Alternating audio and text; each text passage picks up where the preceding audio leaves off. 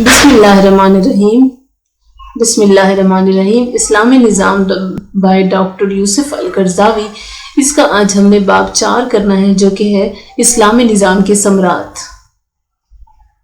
اسلامی نظام کے ثمرات، سوال پیدا ہوتا ہے کہ ہم آخر کیوں اسلام کی طرف رجوع کرنے کی ضرورت پر زور دیتے ہیں اور کیوں یہ مطالبہ کرتے ہیں کہ انسانیت اسلامی نظام کو اپنی تمام مشکلات کے مداوع کی بنیاد، تنظیم زندگی کے سرچشمہ اور امت اسلامیہ کی رشد و ہدایت کے لیے مینارہ نور کی حیثیت سے قبول اور اختیار کر لے۔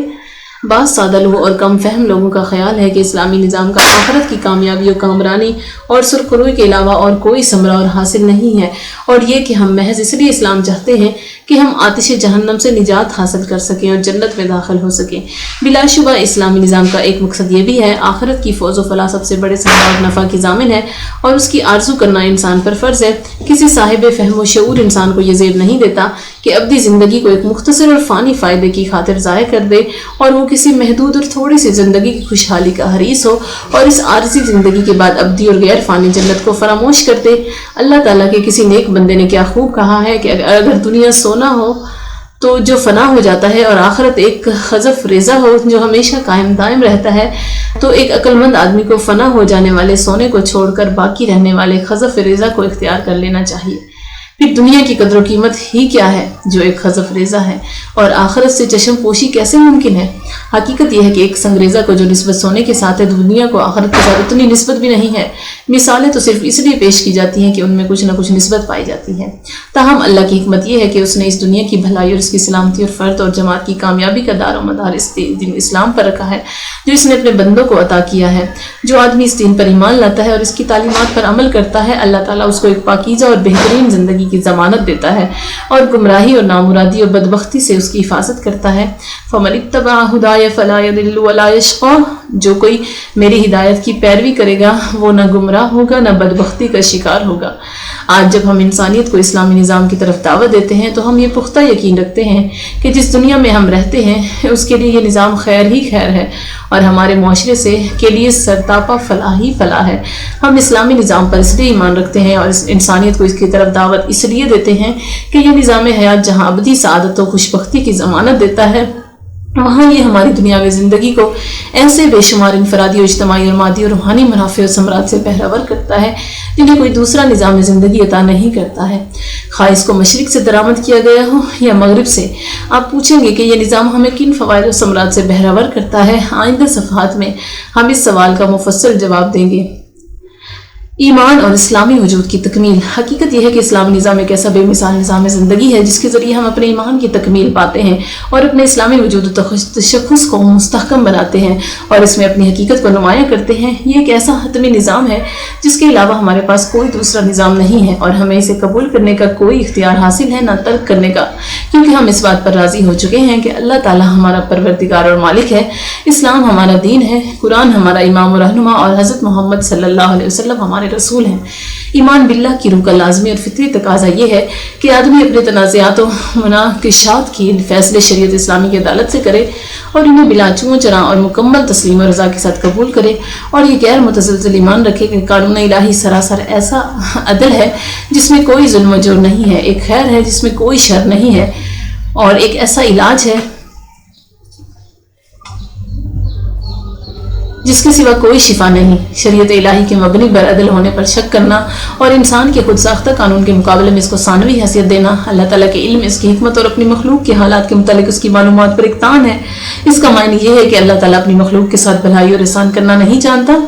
جو شخص اللہ تعالیٰ کے بارے میں ایسے فاسد اور گمراہ کن خیالات رکھتا ہے وہ اللہ تعالیٰ کے بارے میں ایک برا ظن اور جاہلیت کا ظن رکھتا ہے۔ اللہ تعالیٰ کی شان تو یہ ہے کہ وہ ہر چیز کا مکمل علم رکھتا ہے، وہ اپنے بندوں کے حالات کو خوب جانتا اور دیکھتا ہے، وہ نہایت رؤوف الرحیم ہے، وہ اپنے بندوں کے لیے بھلائی اور آسانی چاہتا ہے، نہ کہ تکلیف، سختی اور تنگی۔ ہر مسلمان ان آیات قرآنی کی تلاوت کرتا ہے، یرید اللہ لیبین لکم ویہدیکم سنن الذین من قبلکم ویتوب علیکم واللہ علیم حکیم واللہ یرید ان یتوب علیکم ویرید الذین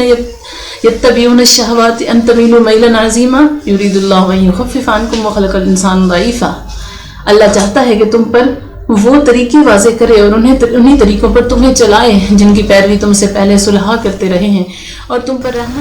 پر رحمت کی نگاہ ڈالے، اور اللہ سب کچھ جاننے والا اور دانا ہے۔ ہاں، اللہ تم پر رحمت کی نگاہ ڈالنا چاہتا ہے، جبکہ خواہشات نفس کی پیروی کرنے والے چاہتے ہیں کہ تم راہ راست سے ہٹ کر دور نکل جاؤ۔ اللہ تم پر سے پابندیاں ہلکی کرنا چاہتا ہے، کیونکہ انسان کمزور پیدا کیا گیا ہے۔ یرید اللہ بکم الیسر ولا یرید بکم العسر، وہ تمہارے لیے آسانی چاہتا ہے اور تمہارے لیے تنگی نہیں چاہتا۔ ان اللہ بالناس لرؤوف الرحیم، جان لو کہ اللہ لوگوں کے ساتھ بڑی شفقت اور رحم کرنے والا ہے۔ واللہ یعلم المفسد من المصلح ولو شاء اللہ لأعنتکم ان اللہ عزیز حکیم، اور اللہ بھلائی کرنے والے کے مقابلے میں برائی کرنے والے کو جانتا ہے۔ اگر اللہ تعالیٰ چاہتا تو تم پر سختی کرتا، بلا شک اللہ زبردست اور حکمت والا ہے۔ یبین اللہ لکم ان تضلوا واللہ بکل شیء علیم، اور اللہ تمہارے لیے احکام کی وضاحت کرتا ہے تاکہ تم گمراہ نہ ہو جاؤ، اور اللہ ہر چیز کا علم رکھتا ہے۔ الا یعلم من خلق وهو اللطیف الخبیر، کیا جس نے پیدا کیا وہ نہیں جانتا، حالانکہ وہ باریک بین اور پوری طرح باخبر ہے۔ چنانچہ ایمان کا فطری تقاضا یہ ہے کہ اللہ تعالیٰ کی نازل کردہ شریعت کے سامنے سر تسلیم خم کر دیا جائے، تسلیم و رضا کے ساتھ اللہ تعالیٰ اور اس کے رسول مقبول صلی اللہ علیہ وسلم کے احکامات کی اطاعت کی جائے۔ قرآن مجید بڑے واضح اور غیر مبہم الفاظ میں فرماتا ہے، وما كان لمؤمن ولا مؤمنة اذا قضى الله ورسوله امرا ان يكون لهم الخيرة من امرهم ومن يعص الله ورسوله فقد ضل ضلالا مبينا۔ کسی مومن مرد اور کسی مومن عورت کو یہ حق نہیں ہے کہ جب اللہ اور اس کا رسول کسی بات کا فیصلہ کر دے تو پھر اسے اپنے معاملے میں خود فیصلہ کرنے کا اختیار حاصل رہے، اور جو کوئی اللہ اور اس کے رسول کی نافرمانی کرے گا تو وہ کھلی گمراہی میں پڑ جائے گا۔ انما كان قول المؤمنين اذا دعوا الى الله ورسوله ليحكم بينهم ان يقولوا سمعنا واطعنا واولئك هم المفلحون، مومنین کا جواب جب وہ اللہ اور اس کے رسول کی طرف بلائے جائیں تاکہ رسول ان کے درمیان فیصلہ کرے یہ ہوگا کہ ہم نے سنا اور اطاعت کی، ایسے ہی لوگ فلاح پانے والے ہیں۔ جو شخص اللہ تعالیٰ اور اس کے رسول مقبول صلی اللہ علیہ وسلم پر راضی نہیں ہوتا، اس کے لیے طاغوت کے حکم پر راضی ہونے کے سوا کوئی چارہ نہیں رہتا، خواہ اس طاغوت کا نام عنوان اور مصدور و منبع کوئی بھی ہو، کیونکہ انسان کے سامنے دو ہی راستے ہیں اور تیسرا کوئی راستہ نہیں ہے، اللہ تعالیٰ کا راستہ اور طاغوت کا راستہ۔ اللہ تعالیٰ فرماتا ہے، الم تر الی الذین یزعمون انہم آمنوا بما انزل الیک وما انزل من قبلک یریدون ان یتحاکموا الی الطاغوت وقد امروا ان یکفروا به ویرید الشیطان ان یضلهم ضلالا بعیدا واذا قیل لهم تعالوا الی ما انزل اللہ والی الرسول رأیت المنافقین یصدون عنک صدودا فلا وربك لا يؤمنون حتى يحكموك فيما شجر بينهم ثم لا يجدوا في انفسهم حرجا مما قضيت ويسلموا تسليما۔ اے نبی، تم نے دیکھا نہیں ان لوگوں کو جو دعویٰ یہ کرتے ہیں کہ وہ ایمان لائے ہیں اور اس کتاب پر جو تم پر نازل کی گئی ہے اور ان کتابوں پر جو تم سے پہلے نازل کی گئی ہیں، وہ اپنے معاملات میں طاغوت کو فیصل بنانا چاہتے ہیں، حالانکہ انہیں طاغوت سے کفر کرنے کا حکم دیا گیا تھا اور شیطان انہیں گمراہ کر کے بڑی دور لے جانا چاہتا ہے۔ اور جب ان سے کہا جاتا ہے کہ آؤ اس کتاب کی طرف جسے اللہ نے نازل کیا ہے اور رسول کی طرف، تو منافقوں کو تم دیکھتے ہو کہ یہ تمہاری طرف آنے سے کتراتے ہیں۔ اے رسول، تمہارے رب کی قسم، یہ کبھی مومن نہیں ہو سکتے جب تک کہ اپنے باہمی اختلافات میں یہ تمہیں فیصلہ کرنے والا نہ مان لیں، پھر جو کچھ تم فیصلہ کرو اس پر اپنے دل میں تنگی نہ پائیں اور اس کو خوش دلی سے تسلیم کر لیں۔ کوئی شخص چاہے کتنے ہی غور و فکر سے کام لے لے، وہ اس ذوق باطل میں مبتلا نہیں ہو سکتا کہ امت اسلامیہ کی اکثریت نے اپنے دین سے کفر اختیار کیا ہے اور قرآن مجید کا انکار کر دیا ہے، یا حضرت محمد صلی اللہ علیہ وسلم سے رشتہ منقطع کر دیا ہے، جبکہ وہ بحیثیت مجموعی نماز ادا کرتی ہے، ماہ رمضان کے روزے رکھتی ہے، بیت اللہ کا حج کرتی ہے، کتاب اللہ کی تلاوت کرتی ہے اور صبح و شام اس کی آیات سنتی ہے۔ گزشتہ 14 صدیوں سے امت اسلامیہ نے ہمیشہ اپنے معاملات میں شریعت اسلامیہ کو ہی اپنا حکم تسلیم کیا ہے، خاص شرعی احکام کے فہم اور ان کی تطبیق میں اکثر انہوں نے لغزش کھائی ہو، لیکن آج تک اپنے رب کے احکام کے خلاف سرکشی و بغاوت کا علم بلند نہیں کیا، حتیٰ کہ مشنری استعمار نے بلاد اسلامی پر یلغار کر دی اور کبھی قوت کے بل بوتے پر اور کبھی دجل و فریب کے ذریعے زندگی کے ثقافتی، اجتماعی اور اقتصادی مختلف میدانوں میں امت مسلمہ کو اس کے رب کے بتائے ہوئے راستے اور اس کے نازل کردہ احکام و قوانین سے برگشتہ اور منحرف کرنے اور ان پر اپنے درآمد کردہ افکار و قوانین کو مسلط کرنے کی سر توڑ کوشش کی۔ توقع تھی کہ امت مسلمہ جب عسکری و سیاسی استعمار سے آزادی حاصل کرے گی تو ان کی فکری اور تشریعی استعمار کا توق غلامی بھی اپنی اپنی گردن سے اتار پھینکے گی، لیکن افسوس کے نتیجہ اس کے برعکس نکلا۔ اس استعمار نے ہمارے بلاد اسلامیہ میں جو فساد برپا کیا وہ بس یہی نہیں تھا اس نے ہماری جائیدادیں لوٹ لی، ہمارے وسائل رزق اور سامان زیست کو نگل لیا اور ہماری ترقی کی راہیں مسدود کر دیں۔ بلکہ سب سے بڑی خرابی وہ ذہنی و فکری قیادت تھی جس کو اس نے اپنے اقتدار کے سائے میں جنم دیا، جس کی پرورش اپنے اغراض و مقاصد کا دودھ پلا کر کی اور اسلام سے نفرت و حقارت کے جذبات کی غذا سے اس کو پروان چڑھایا، اور اس قیادت کے دل و دماغ میں یہ گمراہ کن اور مہلک تصور جانشین کر دیا کہ اسلام اس قابل نہیں ہے کہ وہ زندگی میں انسانیت کو رہنمائی فراہم کر سکے، ریاست و حکومت کی تنظیم کر سکے اور کسی معاشرے کی بنیاد رکھ سکے، اور یہ کہ اسلام کی سرحدیں زیادہ سے زیادہ خدا اور بندے کے درمیان ایک رشتہ تک محدود ہیں، لہٰذا یہ جائز اور مناسب نہیں کہ اسلام کا اقتدار مسجد یا کسی گوشے خلوت سے باہر قدم رکھے اور مارکہ حیات میں ایک قائد و رہنما اور حکمران و فرما روا کی حیثیت سے اترے۔ اس مغربی و مشرقی استعمار نے اپنے پردردہ اس قائدانہ ذہنیت کے علم برداروں کو پیشکش کی کہ وہ آگے پڑھ کر معاشرے اور کاروان ملت کی زمام کار اپنے ہاتھ میں لے لیں اور امت اسلامیہ کے رخ انور کو ایسے رنگ میں رنگ دیں جو اس رنگ سے بالکل مختلف ہو جس کو اللہ تعالیٰ نے اپنے بندوں کے لیے پسند فرمایا ہے۔ لہٰذا اس میں تعجب کی کوئی بات نہیں کہ اکثر بلاد اسلامیہ سے استعماری فوجیں تو کوچ کر گئیں، لیکن اس کی فکری، روحانی اور اجتماعی اثرات وہاں سے رخصت نہ ہو سکے۔ چنانچہ ہم دیکھتے ہیں کہ آزادی و خود مختاری کے بعد سفید فام انگریزوں کی جگہ سیاہ فام انگریز اسلامی ممالک پر حکمران ہیں۔ فرق صرف اتنا ہے کہ استعمار کی اس مانوی اولاد کے سر پر ہیٹ یا فلٹ نظر نہیں آتا۔ بالالفاظ دیگر ان مسٹروں کے چہرے اور نام تو بدل گئے ہیں، لیکن ان کے اغراض و مقاصد اور ان کا طریقہ کار وہی ہے جو سفید فام مسٹروں کا تھا۔ ان کا نصب العین، زاویہ نگاہ اور اسلوب کار اور لائحہ عمل وہی ہے جو ان کے سفید فام آقاؤں کا تھا۔ ان دیسی گوروں کا مقصد نہ اللہ ہے، نہ آخرت اور نہ ایمان۔ ان کا لائحہ عمل نہ اسلامی تربیت ہے، نہ اسلامی ثقافت کا احیاء اور نہ اسلامی احکام کا نفاذ۔ لیکن کیا امت مسلمہ کی اکثریت نے اس طرز فکر و عمل کو پسند اور قبول کر لیا ہے؟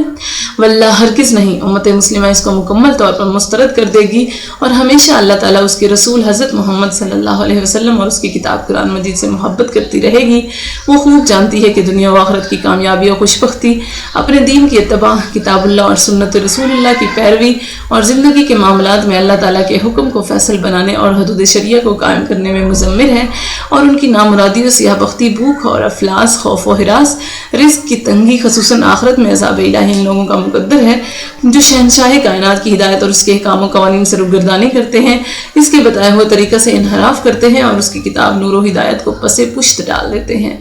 امت مسلمہ اللہ تعالیٰ پر گہرا ایمان رکھتی ہے، اور جب بھی اس پر کوئی آفت نازل ہوتی ہے اور اسے کوئی مصیبت لاحق ہوتی ہے تو وہ اس ایمان کو اپنے قلب و ذہن میں تازہ کرتی ہے، اور ایسا کیوں نہ ہو؟ اللہ تعالیٰ کا ارشاد ہے فَإِمَّا يَأْتِيَنَّكُم مِّنِّي هُدًى فَمَن تَبِعَ هُدَايَ فَلَا يَضِلُّ وَلَا يَشْقَىٰ وَمَنْ أَعْرَضَ عَن ذِكْرِي فَإِنَّ لَهُ مَعِيشَةً ضَنكًا وَنَحْشُرُهُ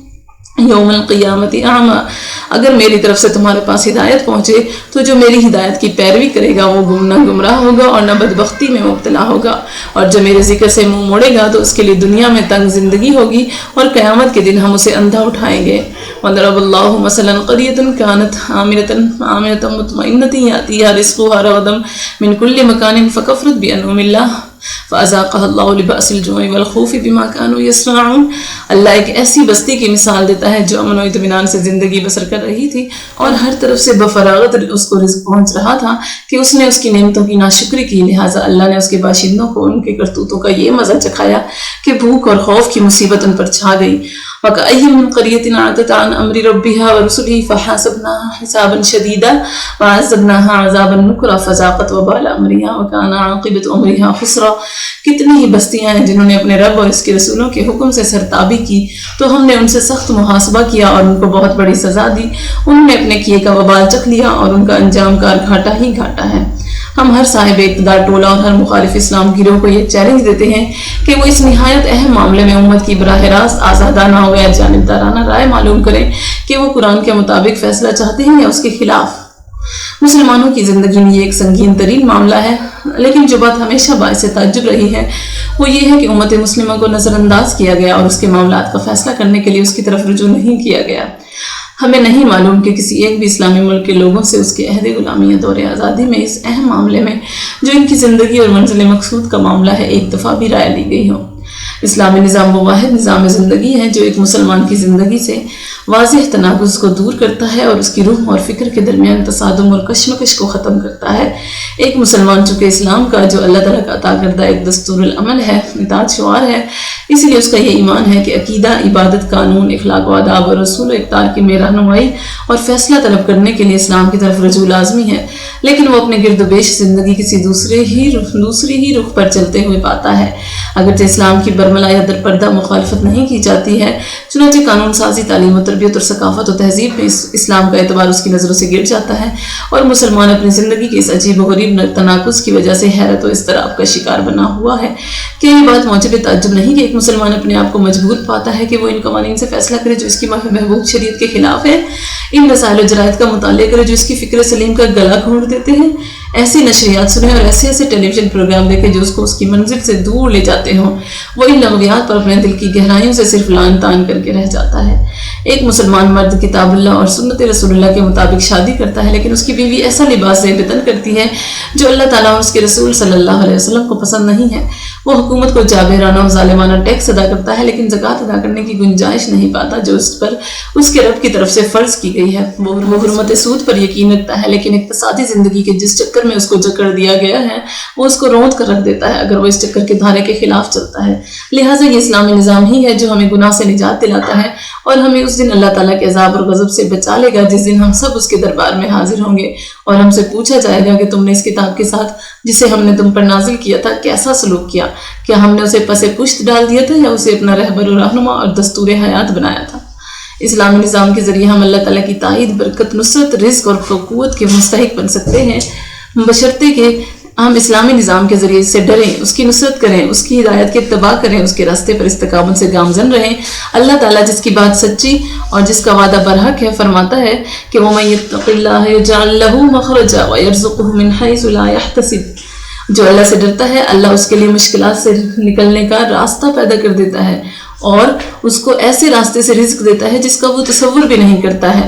وَلَوْ أَنَّ أَهْلَ الْقُرَىٰ آمَنُوا وَاتَّقُوا لَفَتَحْنَا عَلَيْهِمْ بَرَكَاتٍ مِّنَ السَّمَاءِ وَالْأَرْضِ۔ بستیوں کے لوگ ایمان لاتے اور تقوی اختیار کرتے تو ہم ان پر آسمان اور زمین سے برکتوں کے دروازے کھول دیتے۔ وَأَن لَّوِ اسْتَقَامُوا عَلَى الطَّرِيقَةِ لَأَسْقَيْنَاهُم مَّاءً غَدَقًا۔ لوگ اگر راہ راست پر قائم رہتے تو ہم انہیں پینے کو بہت سا پانی دیتے۔ وَلَيَنْصُرَنَّ اللَّهُ مَن يَنْصُرُهُ إِنَّ اللَّهَ لَقَوِيٌّ عَزِيزٌ الَّذِينَ إِن مَّكَّنَّاهُمْ فِي الْأَرْضِ أَقَامُوا الصَّلَاةَ وَآتَوُا الزَّكَاةَ وَأَمَرُوا بِالْمَعْرُوفِ وَنَهَوْا عَنِ الْمُنكَرِ وَلِلَّهِ عَاقِبَةُ الْأُمُورِ۔ اور جو شخص خدا کی مدد کرتا ہے اللہ ضرور اس کی مدد کرتا ہے، بے شک اللہ بڑی طاقت کا مالک اور زبردست ہے۔ یہ وہ لوگ ہیں کہ اگر ہم ان کو زمین میں اقتدار بخشیں تو وہ نماز قائم کریں گے، زکوٰۃ دیں گے، نیکی کا حکم دیں گے اور برائی سے روکیں گے، اور تمام امور کا انجام اللہ کے ہاتھ میں ہے۔ تاریخ کے مادی فلسفہ اور مادہ پرست جدلیت کی نظر میں یہ بات عجیب و غریب معلوم ہوتی ہے کہ اس کی زبان میں یہ بات غیر علمی شمار ہوتی ہے، لیکن اہل ایمان کی نظر میں یہ ایک متفقہ حقیقت ہے جو علم، حق اور سیدھی مادی منطق پر مبنی ہے۔ وعد اللہ لا يخلف اللہ وعدہ ولکن اکثر الناس لا یعلمون ظاہرا من الحیاۃ الدنیا وهم عن الآخرۃ هم غافلون۔ اور یہ اللہ کا وعدہ ہے، اللہ اپنے وعدے کی خلاف ورزی نہیں کرتا، لیکن اکثر لوگ جانتے نہیں ہیں، وہ دنیا کی زندگی کا صرف ظاہری پہلو جانتے ہیں اور آخرت سے یہی لوگ غافل ہیں۔ زندگی میں توازن کا قیام۔ اسلامی نظام ہی وہ واحد نظام زندگی ہے جو ہماری انفرادی اور اجتماعی زندگی میں عادلانہ توازن قائم کرتا ہے۔ اس میں میزان کا پلڑا زندگی کے کسی ایک پہلو کو قربان کر کے دوسرے پہلو کی طرف نہیں جھکتا۔ بالفاظ دیگر یہ نظام اپنی اصول پسندی کے اعتبار سے ایک عادل، معتدل اور متوازن نظام ہے جو انتہا پسندی سے مبرہ ہے اور آنکھیں بند کر کے دائیں یا بائیں جانب نہیں جھکتا ہے۔ چنانچہ یہ سرمایہ پرستوں کی تفرید سے محفوظ ہے جو حریت فرد کے نام پر معاشرے کے حقوق پر ظالمانہ دست درازی کرتے ہیں۔ یہ اشتراکیوں کی افراد سے بھی پاک ہے جو معاشرے کی مصلحت کی آڑ میں فرد کے حق کے خلاف علم بغاوت بلند کرتے ہیں، اور اسلامی نظام دین کی قربانی دے کر مادہ کا اہتمام نہیں کرتا ہے اور اخلاق کو داؤ پر لگا کر انسانی خواہشات کی تسکین و تکمیل نہیں کرتا۔ اس زمن میں وہ سرمایہ داری اور اشتراکیت کی انتہا پسندی سے پاک ہے۔ سرمایہ دارانہ اور اشتراکی نظام زندگی میں فساد، بگاڑ، کجی اور ظلم و استبداد کا راز ہر صاحب فکر و تدبر پر واضح اور روشن ہے۔ اس کی وجہ یہ ہے کہ ان میں سے ہر نظام ایک متعین فضا، مخصوص زمانہ اور مقررہ ماحول کے نتیجے میں تشکیل پاتا ہے۔ واضح انحرافات اور مختلف نوعیت کے شدید طوفانوں کی وجہ سے وقوع پذیر ہوتا ہے جو نت نئے انقلابات اور ان کو رد عمل کے طور پر پیش آنے والے تصادم کا موجب بنتے ہیں۔ ان میں سے ہر نظام کو ہر وقت پرانی علامات و روایات اور ماضی کے تمام آثار کا نام و نشان مٹا دینے کی فکر لاحق رہتی ہے، جبکہ ہر پرانی چیز شر اور فساد نہیں ہوتی ہے۔ لیکن انقلابات اپنی فطرت کے عین مطابق کسی چیز کو نہیں چھوڑتے، اور وہ یہ تمیز نہیں کرتے کہ کس چیز کو باقی رکھنا اور کس چیز کو ختم کرنا ضروری ہے۔ ان میں سے ہر نظام ایک انقلابی تبدیلی لاتا ہے اور پرانے اقدار و نظریات، اخلاق و احوال کو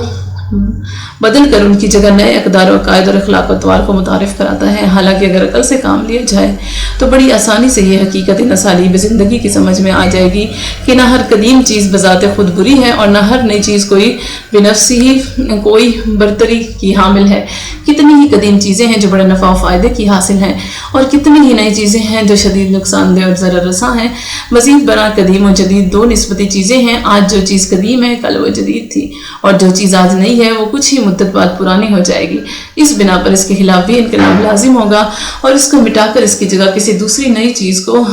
لینا ہوگا۔ اس طرح صرف مور زمانہ ہی اس امر کا فیصلہ کرتا ہے کہ کون سی چیز اپنی بقا کی صلاحیت ختم کر چکی ہے۔ یہاں کوئی مستقل قدر پائی جاتی ہے اور نہ کسی دائمی ابدی حقیقت کا وجود ملتا ہے۔ خیر اور شر، اچھائی اور برائی اور حق اور باطل کا کوئی مستقل تصور نہیں پایا جاتا ہے۔ یہاں تو صرف قدیم و جدید سے بحث ہے، اور ہر قدیم چیز باطل اور ہر جدید چیز پر حق ہے۔ یہ کس قدر احمقانہ اور سوا سبیل سے بھٹکی ہوئی فکر ہے۔ اسلامی نظام اور انسان کے خود ساختہ نظام زندگی کے درمیان جو فرق پایا جاتا ہے وہ وہی فرق ہے جو کامل الوحیت اور ناقص بشریت کے درمیان پایا جاتا ہے۔ الوحیت جو جانتی ہے کہ کل کیا تھا، آج کیا ہو رہا ہے اور مستقبل پہ کیا رونما ہونے والا ہے۔ ان اللہ لا یخفی علیہ شیء فی الارض ولا فی اسمائہ، بے شک زمین میں اور نہ آسمان میں کوئی چیز اللہ سے پوشیدہ ہے۔ بشریت کا عالم یہ ہے کہ وہ اپنے آج کی چند ہی چیزوں کا علم رکھتی ہے اور اکثر چیزیں اس کی آنکھوں سے اوجھل ہیں۔ وہ تو اس چیز سے بھی بے خبر ہے کہ جو مستقل قریب میں پوشیدہ ہے، مستقبل بعید کی تو بات ہی دوسری ہے۔ الواحد سراپا حکیم و عادل ہے، جبکہ بشریت اجرت پسند اور ظالم۔ لہٰذا ہمیں ارشاد باری تعالیٰ پر غور و تدبر کرنا چاہیے۔ ان ھذا القرآن یہدی للتی ہی اقوم ویبشر المؤمنین الذین یعملون الصالحات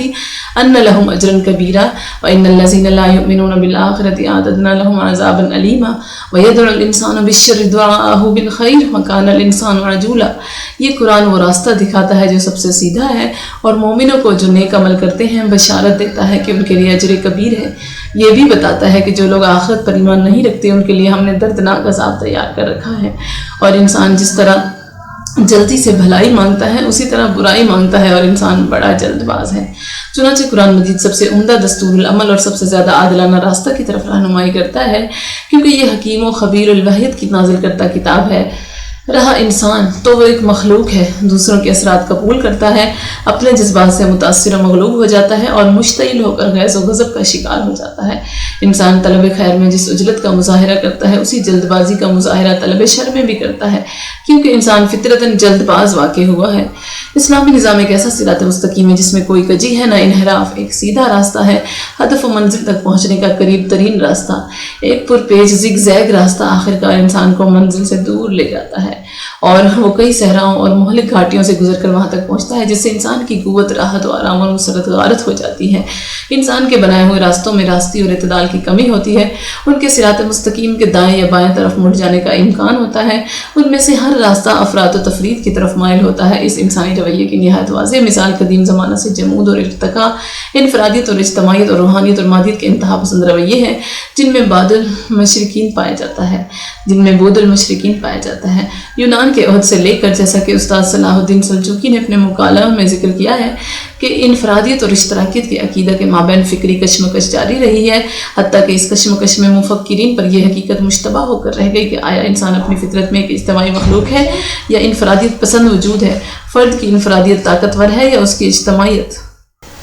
افلاطون کا عقیدہ تھا کہ انسان انفرادیت سے زیادہ اجتماعیت پسند ہے۔ جب اس نے فلسفہ اخلاق سے چھٹکارا حاصل کرنے کی کوشش کی تو اسے اپنی معروف کتاب جمہوریت لکھنے کے سوا کوئی دوسرا راستہ نظر نہ آیا، کیونکہ وہ انسان کو معاشرہ یا جمہور کے آئینے میں دیکھنے کے علاوہ کسی دوسری پہلو سے دیکھنے سے قاصر رہا۔ جب اس کا شاگرد رشید ارسطو منظر عام پر آیا تو وہ اپنے استاد افلاطون سے صرف دو مسئلوں میں اختلاف کر سکا۔ پہلا اختلاف مسئلہ مثل میں تھا،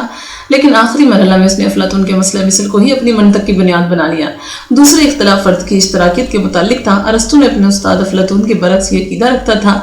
کہ کہ انسان اشتراکیت سے زیادہ انفرادیت پسند ہے۔ بڑے بڑے فلاسفہ کے مسائل اس معمہ کو حل کرنے میں ناکام رہے، البتہ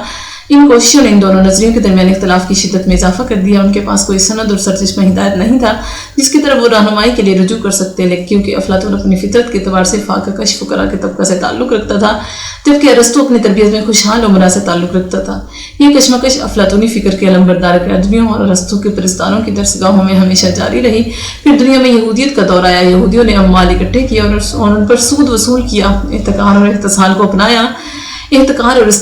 اپنایا۔ یہ تمام امور انفرادیت کی تائید کرتے تھے۔ اس کے بعد مغرب میں کیسر اور مشرق میں کسرا نے اور مصر و یونان میں اباطرہ حکمرانوں نے جنم لیا اور روح انفرادیت کو اپنے نظام کا ستون قرار دیا۔ پھر مسیح علیہ السلام تشریف لائے، ان کی دعوت میں بندروں کی نجات بھی شامل تھی۔ مسیح کے بعد کلیسا چرچ اپنی فکر میں ارسطو کے نقش قدم پر چل پڑا، جس کے نتیجے میں انفرادیت ایک موز اور طوفان بن کر سامنے آ گئی۔ لیکن عادل منصف اللہ تعالیٰ نے اپنی سنت اور اپنے طبعی اور اخلاقی نظام کو عدل و قسط کے ساتھ وضع فرمایا۔ چنانچہ جب کبھی فطری اور اخلاقی دنیا کی کوئی چیز قسط اور اعتدال سے باہر نکلی ہے تو اس کا نتیجہ ایک رد عمل کے طور پر سامنے آیا۔ اس طرح انفرادیت اور اشتراکیت کے درمیان ایک عملی بلکہ خون ریز تصادم برپا ہوا، بالکل اسی طرح جس طرح زمانہ بعید سے ایک فکری کشمکش جاری ہے۔ چنانچہ مزدق اٹھے اور جو ایران میں اپنی اشتراکی فکر کے حوالہ سے معروف تھے، اشتراکی فکر جو کمیونزم کی سطح کو چھوتی ہے، اور سیدنا محمد صلی اللہ علیہ وسلم کی بعثت سے کچھ دیر پہلے ایک بہت بڑا ہنگامہ اور تیز تصادم برپا ہوا۔ مسائل فلسفہ کا تعلق فطرت، عناصر و اجسام اور افلاک سے ہوتا ہے، جبکہ حقیقت اور نوعیت کے بارے میں علماء و فلاسفہ میں اختلاف پایا جاتا ہے۔ لہٰذا یہ مسائل کسی اجتماعی اثر کو معرض وجود میں نہیں لاتے۔ جہاں تک فلسفہ اجتماعیت سے متعلق امور کا تعلق ہے، مثلا انسان کی انفرادیت اور اشتراکیت کا مسئلہ، یہ ایسے مسائل ہیں جو نزاع بلکہ خون ریز تصادم کا باعث بنتے ہیں، جبکہ دین اپنی ذات میں علوم اجتماعیت کا سنگ بنیاد ہے۔ وہ فرد کا فرد کے ساتھ اور معاشرے کے ساتھ رشتہ و تعلق قائم کرتا ہے، اور فرد کا ربط اس کے مبدع مقدس خالق کائنات کے ساتھ استوار کرتا ہے، جو عین حق سرچشمہ خیر اور منبع حسن و جمال ہے۔ اللہ تعالیٰ نے حضرت محمد صلی اللہ علیہ وسلم کو مبعوث فرمایا اور ان پر وہ فرقان عظیم نازل کیا جو انفرادیت و اشتراکیت کی افراط و تفرید کو ختم کرتا ہے۔ انفرادیت اور اشتراکیت پر مبنی یہ دونوں نظام حیات ہمیشہ سے برسر پیکار تھے اور انہیں کوئی رائے اعتدال سجھائی نہیں دیتی تھی۔ دور جدید میں بھی یہ کشمکش برپا ہوئی اور فکری اور عملی میدانوں میں انفرادیت اور اشتراکیت کے درمیان دوسری مرتبہ اس تصادم نے شدت اختیار کر لی۔ جیسا کہ جدید مغربی فکر کی تاریخ میں یہ تصادم واضح طور پر ہمیں نظر آتا ہے۔ 18ویں صدی عیسوی میں نظریہ انفرادیت نے بڑی طاقت حاصل کر لی، کیونکہ بڑے بڑے مذاہب اخلاقیات میں یہ نظریہ ظاہر ہوا۔ چنانچہ معاشرہ کی قوت اور اس کے اثر اور دائرہ کار کو نظر انداز کرتے ہوئے فرد کی ذات پر ساری توجہ مرکوز کر دی گئی۔ لیکن 19ویں صدی نے اس انفرادیت کے خلاف جنگ اور نظریہ اجتماعیت کلیکٹیوزم کی بالادستی کے لیے جدوجہد کا آغاز کیا۔ نظریہ اجتماعیت کے علمبرداروں میں سے ایک کوئٹ تھا، جس نے علم اجتماع کی اقامت اور معاشرے کی بالادستی کی حمایت اور نصرت کا علم اٹھایا اور انفرادیت کے خلاف محاذ کھولا، کیونکہ وہ پختہ عقیدہ رکھتا تھا کہ یہی انفرادیت انتشار، لا قانونیت اور شکست و ریخت کا اصل سبب ہے۔ 20ویں صدی کے آغاز میں مفکرین پھر انفرادیت کی طرف لوٹ آئے اور بدگروشتا ترتشہ 1952 اور اردن کے ہاتھوں مذہبی تاریخ ہسٹوریسزم نے جنم لیا۔ اس نظریے کے باعث نشاط ذات ہر چیز کا مرکز و محور بن گئی۔ 19ویں صدی میں کونت اور اس کے ہم خیال مفکرین کی رائے یہ تھی کہ تاریخ ہی فرد کو عزت و احترام کا مقام عطا کرتی ہے، اور نظریہ تاریخی کے علمبرداروں کا کہنا ہے کہ فرد ہی تاریخ کے تصور کو متعین کرتا ہے۔ حریت فرد کے مقابلے میں اجتماعیت کے ظلم و جور کے خلاف صدائے احتجاج میں شدت پیدا ہو گئی، اور اس صدائے احتجاج کو ان ناول نگاروں، فنکاروں، آرٹسٹوں اور ماہرین معاشیات نے اور بھی نمایاں کر دیا، جنہوں نے فرد کی اقتصادی نشاط پر حکومت اور حکومتی اداروں کے غلبہ و تسلط کے خلاف بغاوت کر دی تھی۔ وہ سمجھتے تھے کہ اگر فرد کو اپنی دولت میں تصرف کی آزادی مل جائے تو دولت و ثروت کی صوتیں پھوٹ پڑیں گے۔ اس تحریک میں سیاسی آزادی کے علمبردار اور انسانی حقوق کے داعی بھی شامل ہو گئے، اور 20ویں صدی کے آغاز میں علم اجتماع کے میدان میں دور قائم اور طارد میں اختلافات نمایاں ہو گئے۔ دور قائم کے رد میں طارد نے برملا اعلان کر دیا کہ اجتماعیت کے مظاہر افراد کے درمیان متبادل روحانی مظاہر کو جنم دیتے ہیں، تقلید کے راستے سے جو انسانی جبلت میں پائی جاتی ہے، اور اجتماعی ضمیر اس تقلید کی مختلف اقسام کا محض ایک عکس ہوتا ہے۔ امیل بریہ کہتا ہے کہ جب ہم اس نقطہ نظر کو قبول کر لیتے ہیں تو جورتش نے اپنی تالیف علم اجتماع کا موجودہ جدید رجحان میں بیان کیا ہے، تو ہم کہتے ہیں کہ آج فرد اور معاشرہ کے درمیان تعلقات کے موضوع پر نزاع و مناقشہ کوئی موضوع نہیں رہا ہے، لہٰذا آج فرد اور معاشرے پر نظر ڈالنا ایک بےہودہ عمل ہے، گویا فرد اور معاشرہ اب ایک دوسرے سے بالکل علیحدہ اور بذات خود ایک مستقل موضوع ہے۔ جون دیوی نے اپنے ہمعصر علماء اجتماع کی کثیر تعداد کی آراء پر بحث کرنے کے بعد یہاں تک کہا ہے کہ فرد اور اجتماع کے الفاظ نہایت مبہم اور غیر واضح ہیں، اور یہ ابہام اس وقت تک قائم رہے گا جب تک فرد اور معاشرے کو دو متصاعد الفاظ سمجھا جاتا رہے گا۔ امریکی اور فرانسیسی علماء اجتماع نے دور قائم کی اس رائے کو مسترد کر دیا ہے جس میں فرد کو ایک کٹپتلی سمجھا جاتا ہے جس کی ڈور معاشرہ ہلاتا ہے، اور فرد ایک ایسے نظام کے تابع ہوتا ہے جس کی تشکیل دینے میں اس کا کوئی عمل دخل نہیں ہوتا۔ مارسل موز کی رائے میں انسان انہی صفات سے متصف ہوتا ہے جن سے معاشرہ بکمال و تمام آراستہ ہوتا ہے۔ کفلیہ نے علم اجتماع کا ثمرہ کے عنوان پر اپنی تازہ ترین کتاب میں صراحت کی ہے کہ فرد اور معاشرہ کے درمیان تعلقات کی وضاحت کرنے کا اعزاز علماء نفسیات کو جاتا ہے جنہوں نے خاص مسائل پر دوسرے مسائل کے ذریعے بحث کی ہے جو اس استدلال کے نتیجے کو پایا تکمیل تک پہنچاتے ہیں جو مسائل کے باہمی موازنہ پر قائم ہوتا ہے۔ اس نے ہمارے شعور کو ایک چھوٹی سی دنیا قرار دیا ہے جو چاروں طرف سے بند ہے۔ چنانچہ عصر جدید کے ماہرین نفسیات نے یہ رائے قائم کی ہے کہ انسانی فطرت انسان کی ولادت کے وقت کامل نہیں ہوتی، بلکہ انسان اپنے وجود کو معاشرہ کے اندر رہتے ہوئے اپنی زندگی کے دوران بتدریج حاصل کرتا ہے۔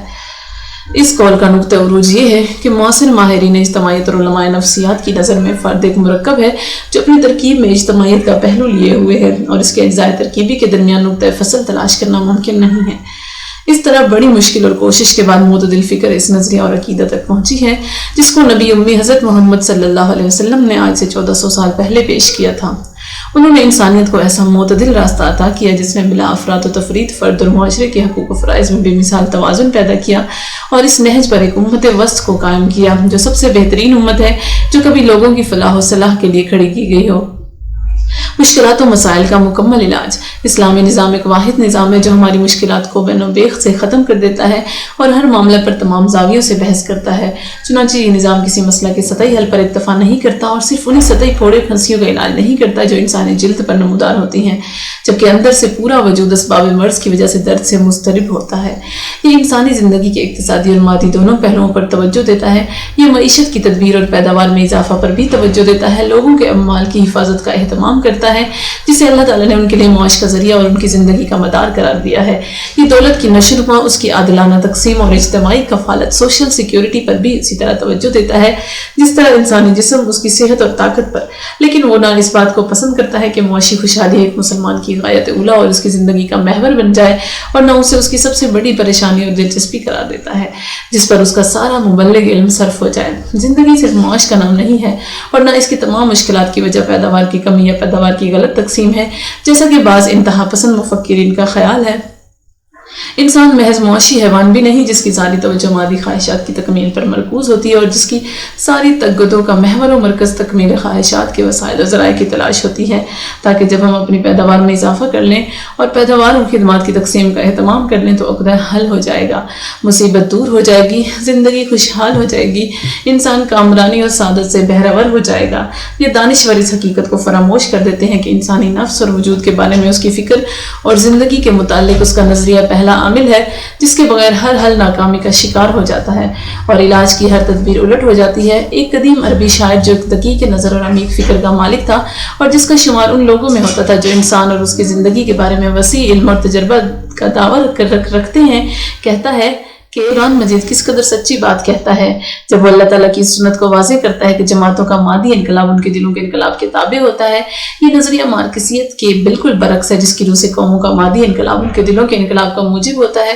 چنانچہ اگر ہم اپنی اقتصادی زندگی کو ایک بہترین زندگی میں بدلنا چاہتے ہیں تو ہمیں اپنے اندر ایک روحانی اور نفسیاتی تبدیلی پیدا کرنا ہوگی، اور سب سے پہلے اپنے اخلاق، افکار اور عادات و اطوار کو بدلنا ہوگا اور اس طرز عمل کو اپنانا ہوگا جو سب سے زیادہ راست اور سیدھا ہے۔ اللہ تعالیٰ فرماتا ہے ان اللہ لا یغیر ما بقوم حتی یغیروا ما بانفسہم، خدا نے آج تک اس قوم کی حالت نہیں بدلی نہ ہو جس کو خیال آپ اپنی حالت کے بدلنے کا۔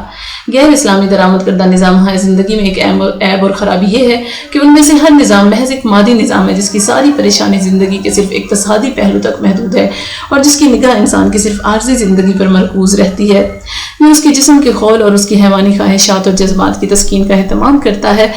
رہا معاملہ دار آخرت، حساب و کتاب، روح اور اس کا ابدی اور کامل دنیا کے حصول کا ذوق و شوق، صحیح کوشش اور ملائے اعلیٰ سے وصال کی پیاس، پروردگار عالم کے قرب کا حصول، تو یہ چیزیں جدید نظام ہائے زندگی اور مذاہب و تہذیب و تمدن کی نظر میں کچھ اہمیت نہیں رکھتی ہیں۔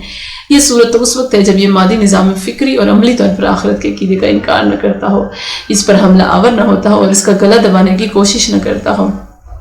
انسانوں کے بنائے ہوئے نظام ہائے زندگی کی ایک خامی یہ ہے کہ وہ ہمیشہ ایک ہمگیر نظر سے محروم و ناری ہوتے ہیں، حقیقت کی گہرائیوں تک ان کی رسائی نہیں ہوتی، وہ زندگی کے تمام شعبوں کا احاطہ کرنے کی قدرت نہیں رکھتے، لہٰذا ان میں ہر نظام جزوی، وقتی، مقامی، سطحی اور ناقص ہوتا ہے۔ یہ ایک ذاتی شے ہے جس میں کسی متعارض عمل کی گنجائش نہیں ہوتی اور یہ خود کسی کے پیچھے نہیں رہتا جیسا کہ اہل منطق کا خیال ہے۔ اس کی وجہ وہ نقص اور خامی ہے جو ان نظام ہائے زندگی کو وضع کرنے والے انسانوں کی فطرت و طبیعت اور ان کی قوتوں اور صلاحیتوں میں پائی جاتی ہے۔ انسان اولاً زمان و مکان کے اعتبار سے ایک محدود ماحول رکھتا ہے کیونکہ وہ ایک خاص زمانہ میں پیدا ہوتا ہے، عدم کے بعد اس کی زندگی کا آغاز ہوتا ہے اور عالم وجود میں آنے کے بعد نقطۂ کمال تک پہنچتا ہے۔ اس طرح وہ ایک مخصوص مقام و علاقے کے متعلق تعصب کا شکار ہو جاتا ہے۔ یہ اصول سب پر صادق آتا ہے، خواہ ایک فرد ہو یا ایک نسل یا پوری نو اسپیشیز، وہ اپنی علاقے کے بارے میں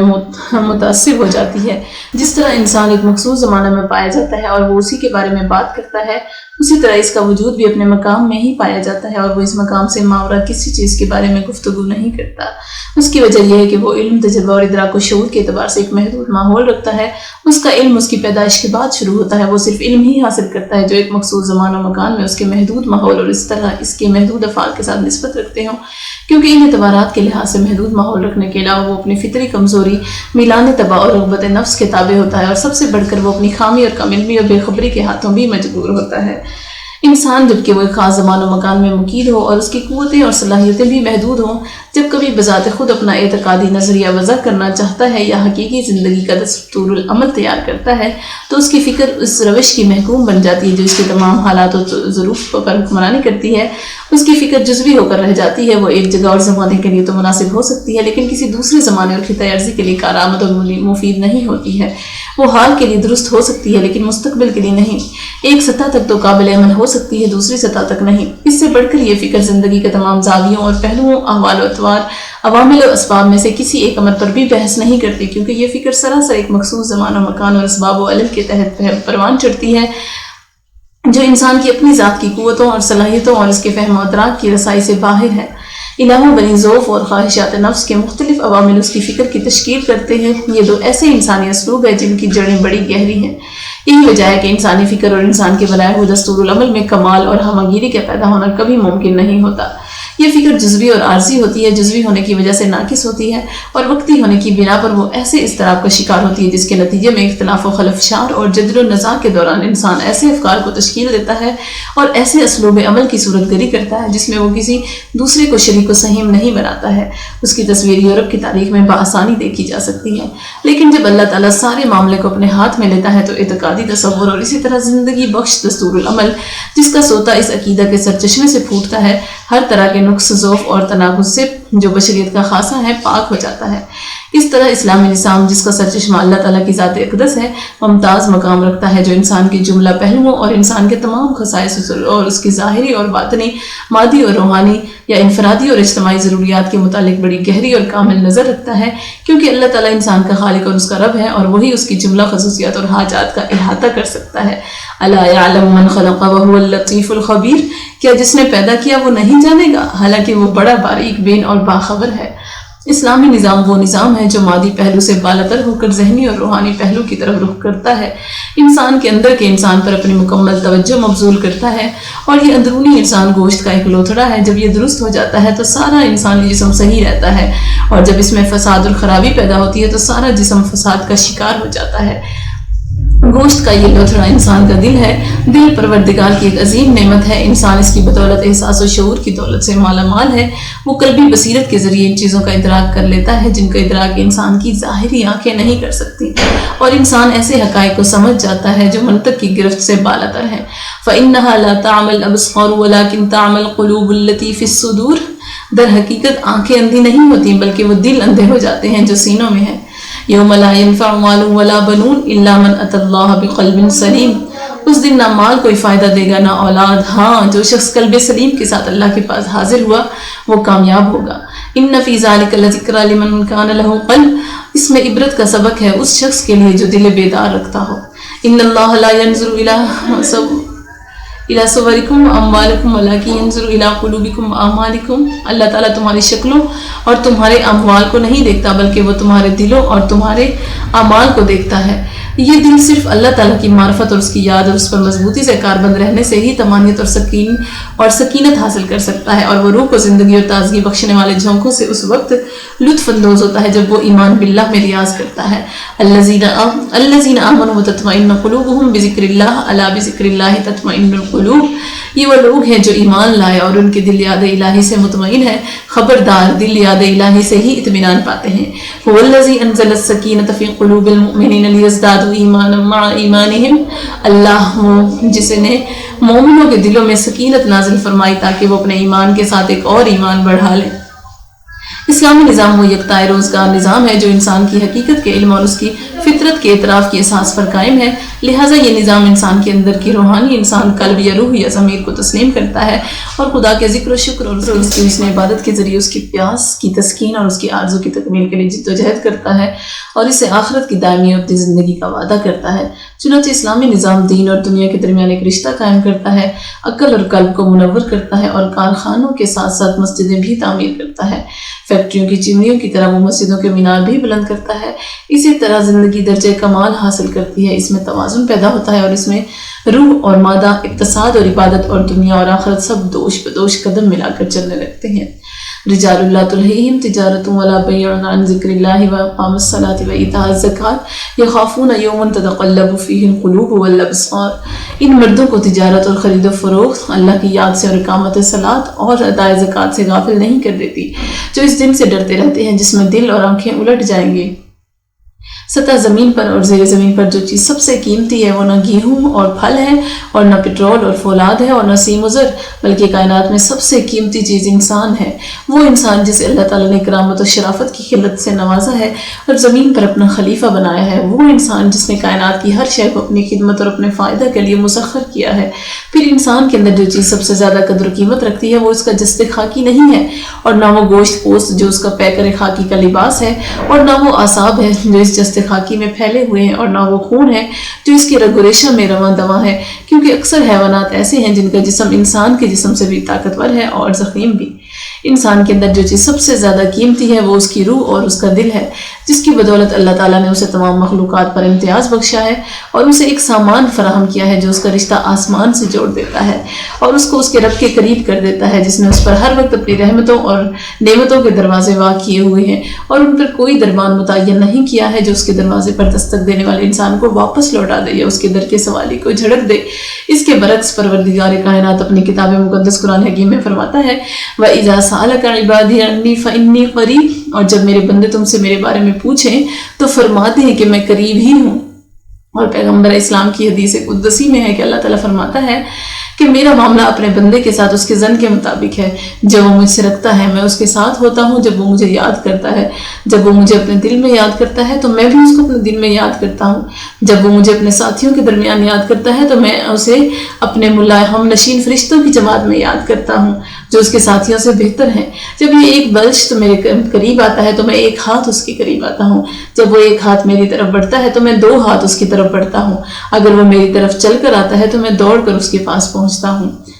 سطح بین لوگ اعتراض کریں گے کہ اس سارے کلام کو اقتصادی اور اجتماعی مشکلات کے علاج میں کیا دخل ہے؟ ہمارا جواب یہ ہے کہ تمام مشکلات کی بنیاد تو دراصل انسان ہی ہے، اور ہر علاج جو انسان کی حقیقت، اس کی روح کی حاجات اور اس کے دل کے اشواق سے بے خبر ہے وہ ایک سطحی علاج ہے جو مسکن گولیوں اور درد کو دبا دینے والی ادویات کی مانند ہے، جو چند ساعتوں کے لیے درد کو سکون تو دیتی ہیں لیکن بیماری کا کلا کمال کرتی ہیں، نہ مریض کو کامل شفا سے ہمکنار کرتی ہیں۔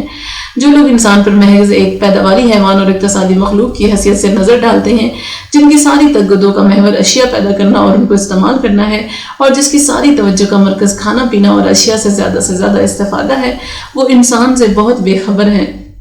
اس کے حقیقی مرتبہ و مقام کو گھٹاتے ہیں اور اس کے ساتھ بڑی زیادتی کرتے ہیں۔ یہ انسان کی حقیقت کے بارے میں ان کی جہالت کا نتیجہ ہے کہ وہ انسان کے لیے وہ سکینت اور سعادت مہیا نہ کر سکے جس کا وہ آرزو مند ہے، بلکہ الٹا انہوں نے اس کی زندگی میں مصائب و آلام کا اضافہ کر دیا اور اپنے خود ساختہ نامکمل نظام ہائے زندگی کے ذریعے اس کی مشکلات کو پیچیدہ سے پیچیدہ تر بنا دیا۔ اسلام، جیسا کہ ایک ہندوستانی مسلم عالم نے کہا ہے، کہ راسمالیت اور شیوعیت کو بھی پیچھے چھوڑ دیتا ہے جب وہ انسان کو ایک کیمیاوی وجود سے جو بے جان حدودوں سے بنا ہے بہت بلند دیکھتا ہے۔ اجتماعیت کی جنت کا وہ مفہوم جو ایک بلشوک نے پیش کیا ہے وہ کھدی کا حیوان چڑیا گھر قائم کرنے سے زیادہ نہیں، جو انسان کے گلے میں بلشوکیت کا پٹا ڈال کر اسے کھانے پینے اور افزائش نسل کی پوری ضمانت دیتا ہے، اور شدید رقابت پیدا کرنے کے بعد ہر قفس کے سامنے آرام و عیش کی ایک وسیع وادی کے دل فریب مناظر پیدا کرتی ہے۔ اس کے برعکس اسلام ایک ایسی مکمل جنت الفردوس کی ضمانت دیتا ہے جس کے حصول کی راہ میں کوئی رکاوٹ اور مشکل نہیں ہے۔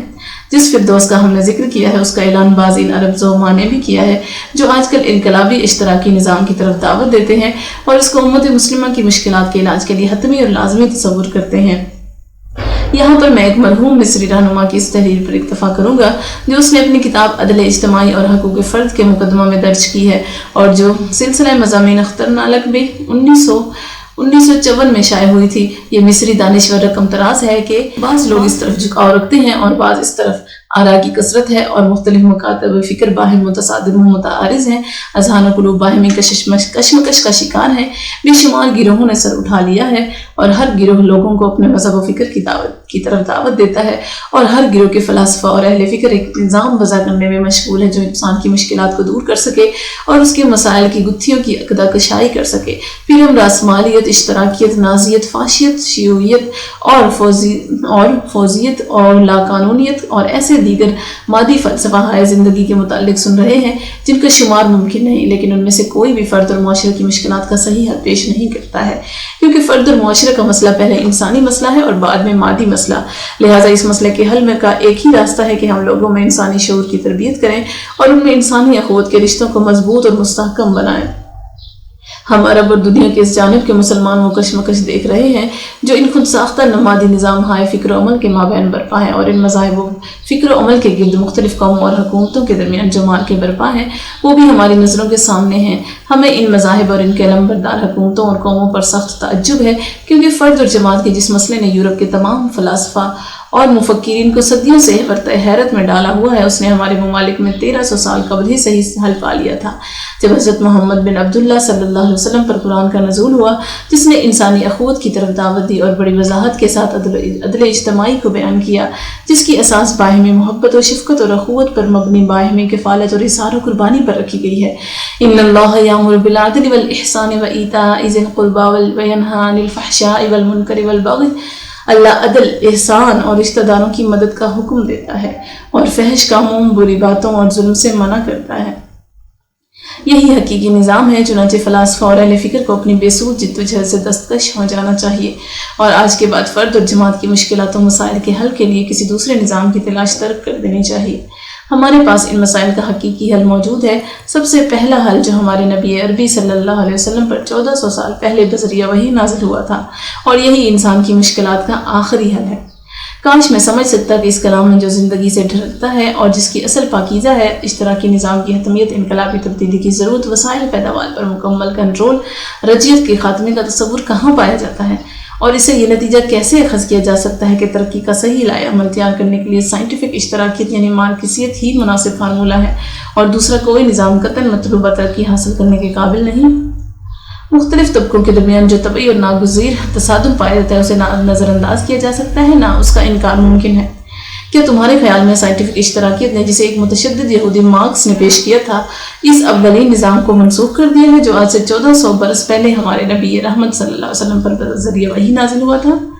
صالح انسان کی تیاری۔ لبرلزم ایک نہایت اہم اور ضروری چیز حاصل کرنے سے بے خبر و عاجز و قاصر رہا ہے، اور وہ اہم چیز ایک ایسے انسان کی تیاری ہے جس پر ایک صالح حکومت کی عمارت کھڑی ہوتی ہے۔ یہ انسان جب منتخب ہو کر مسند اقتدار پر جلوہ افروز ہوتا ہے تو وہ ان اختیارات کو بطریق احسن استعمال کرتا ہے جو اسے منتخب کرنے والے لوگوں نے اسے تفویض کیے ہوتے ہیں، اور جب یہ صالح انسان کسی کا نائب ہوتا ہے تو وہ ان لوگوں کی نمائندگی بحسن خوبی سر انجام دیتا ہے جو اسے اپنا نمائندہ نامزد کرتے ہیں، اور جب یہ ایک حکمران ہوتا ہے تو وہ اپنی ذمہ داری کو خوب ادا کرتا ہے۔ اس صالح انسان کے بغیر نہ حکومت کی اصلاح ممکن ہے اور نہ معاشرہ کی، خواہ کتنے ہی انتخابات ہوں اور کتنے ہی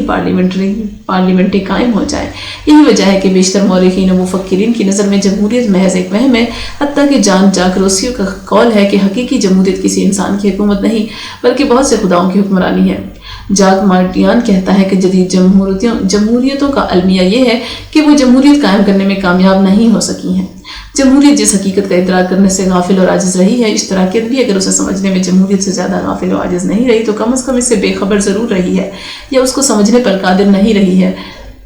رہا اسلامی نظام تو وہ سب سے پہلے جس بات پر توجہ دیتا ہے وہ ایک صالح انسان کی تیاری ہے، اور اسی اساس پر وہ اپنی پوری عمارت تعلیم و تربیت، علم و آگہی، ہدایت و رہنمائی اور تشریح و تنظیم کو استوار کرتا ہے۔ یہیں سے ہم دیکھتے ہیں کہ اسلامی نظام انسان کے بنائے ہوئے دیگر نظام ہائے زندگی کی طرح صرف اقتدار کی تلوار، قانون کے کوڑے اور حکومت کے جابرانہ کنٹرول پر انحصار نہیں کرتا ہے، وہ تو زندہ ضمیروں اور نور ایمان سے منور دلوں پر اعتماد کرتا ہے، اور جو ہر وقت انسان کی نگرانی کرتے ہیں اور اسلامی نظام کے احکام پر عمل پیرا اور اس کے اعلان کردہ ممنوع کاموں سے باز رہتے ہیں، کیونکہ یہ نظام کہیں زمین سے نہیں پھوٹا ہے بلکہ آسمان سے نازل ہوا ہے۔ اس نظام کا سرچشمہ انسانی عقل نہیں ہے بلکہ اس کا منبع پروردگار عالم ہے۔ جو نظام اقتدار کی قوت نافذہ کے خوف کے بغیر قائم نہیں ہو سکتا، وہ ایک ناکام اور کمزور و ناتواں نظام ہے، کیونکہ نہایت گھناؤنے جرائم کے ارتکاب کے باوجود اس کی گرفت سے بچ نکلنا نہایت آسان بات ہے، اور قانون ایک چور، رشوت خور، رشوت پیش کرنے والے اور ایک جھوٹے اور فسادی کے سامنے بے بس ہوتا ہے، جو بڑی ہوشیاری اور چالاکی کے ساتھ بے دھڑک جرم کا ارتکاب کرتا ہے، کیونکہ نہ کوئی آنکھ اس کو دیکھ سکتی ہے اور نہ قانون کا ہاتھ اس کی گرفت کر سکتا ہے۔ لہٰذا قانون کے سامنے اس جرم کے سدباب کا کوئی راستہ نہیں ہوتا، خصوصاً جب معاملہ ایک بہت بڑے گروہ کا ہو جو شر میں باہم تعاون کر رہا ہو، بڑی ہوش مندی سے اپنے جرم کی منصوبہ بندی کر رہا ہو اور جل و فریب کے ذریعے اپنے جرائم کو چھپائے ہوئے ہو، تو اس کے خلاف صرف ایک بند کارآمد ثابت ہوتا ہے، اور وہ ہے ضمیر اور خلق۔ وہ ضمیر اور خلق نہیں جو ایمان کی دولت سے تہی دامن ہو۔ اشتراکی نظام نے مصر میں انجمن ہائے امداد باہمی برائے صارفین، کنزیومر کوآپریٹو سوسائٹیز قائم کی، جن کا مقصد مختلف طبقوں کی خدمت اور سستے نرخوں پر بہترین سامان زیست کی فراہمی تھا۔ اس کا نتیجہ کیا نکلا؟ اس کا نتیجہ اس کے سوا کچھ نہ تھا کہ قوم کی خوشحالی کی قیمت پر راتوں رات دولت سمیٹنے کی خاطر بڑی بڑی چوریوں، بدترین خیانتوں کا حیرت انگیز تعداد میں عجیب و غریب مکارانہ اسلوب کے ذریعے ارتکاب کیا گیا۔ یہ کون لوگ تھے؟ یہ وہی لوگ تھے جو ان انجمنوں کے معاملات کے ذمہ دار تھے۔ ان میں ناظمین اور ان کے عملہ کے افراد شامل تھے، اور مصری عوام چوروں کو نگہبان چوکیدار مقرر کرنا کی ضرب المثل دہرانے پر مجبور ہو گئے۔ کسی شاعر کا قول ہے، بڑے بڑے کارخانے لگائے گئے، ان کے لیے پرشکوہ عمارتیں تیار کی گئی اور نہایت جدید اور ترقی یافتہ آلات مہیا کیے گئے، لیکن چند سال بھی نہ گزرے تھے کہ بے شمار مشینیں ناکارہ ہو گئیں، بہت سے آلات خراب ہو گئے اور پورا منصوبہ پیداوار اور نفع سے زیادہ نقصان کا شکار ہو گیا۔ اس زمن میں مصری رہنما نے کہا کہ ہم نے جو کچھ کیا اس سے زیادہ کیا کرتے، ہم نے کارخانے درآمد کیے، آلات منگوائے اور ٹیکنالوجی حاصل کی، لیکن اب ہم کیا کارکن بھی باہر سے منگوائیں، کیا ضمائر اور اخلاق بھی درآمد کریں؟ لیکن جس حقیقت سے مجال انکار نہیں یہ ہے کہ ضمائر و اخلاق کا نہ خریدا جا سکتا ہے اور نہ درآمد کیا جا سکتا ہے، کیونکہ یہ تو ذاتی اور مقامی صفات ہیں جنہیں ہمارے ممالک میں صرف ایک مجرب شے اختیار کرتی ہے، اور وہ ہے ایمان، اللہ کی ذات پر ایمان، اس کی تعلیمات پر ایمان، آخرت پر ایمان، مختصر الفاظ میں پیغام اسلام پر ایمان۔ ہمارے مصنفین نے اپنی تحریروں میں اکثر ذمہ داری اور جواب دہی کے شعور و احساس کے فقدان کے بارے میں لکھا ہے۔ اس احساس و شعور کا فقدان وہ پوشیدہ مرض ہے جو فرائض کی ادائیگی میں غفلت و کوتاہی کا موجب بنتا ہے، صلاحیتوں کو معطل کر دیتا ہے، جملہ منصوبوں کی راہ میں رکاوٹ اور کام میں ٹال مٹول اور تاخیر اور ذمہ داریوں کی سر انجام دہی میں خیانت کا باعث ہوتا ہے۔ اس حقیقت کا بار بار اظہار کیا گیا ہے کہ اس وبائی مرض کی دوا راکھ میں دبی ہوئی چنگاری کو روشن کرنا ہے، اور اس کی ایک ہی صورت ہے کہ اہل وطن کے دلوں میں اس اعلیٰ و رفع شعور کی تخمریزی کی جائے اور اس مقصد کے لیے ان کی تربیت کی جائے۔ لیکن میں پوچھتا ہوں کہ وہ کون سی جواب دہی ہے جس کا احساس تم لوگوں کے دلوں میں جانشین کرنا چاہتے ہو؟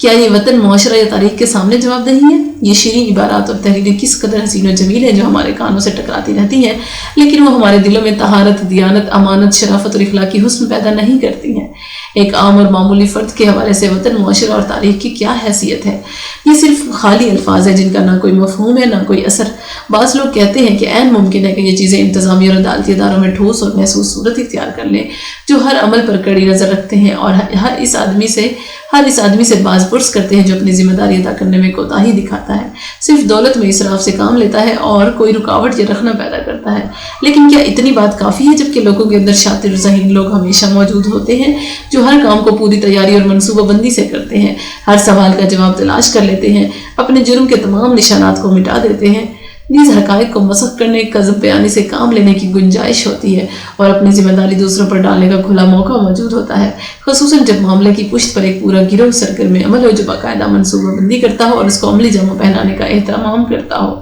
پھر جب حالات دگرگوں ہو جاتے ہیں، بیماری ایک علت بن جاتی ہے، مصیبت عام ہو جاتی ہے، پیمانہ لبریز ہو جاتا ہے اور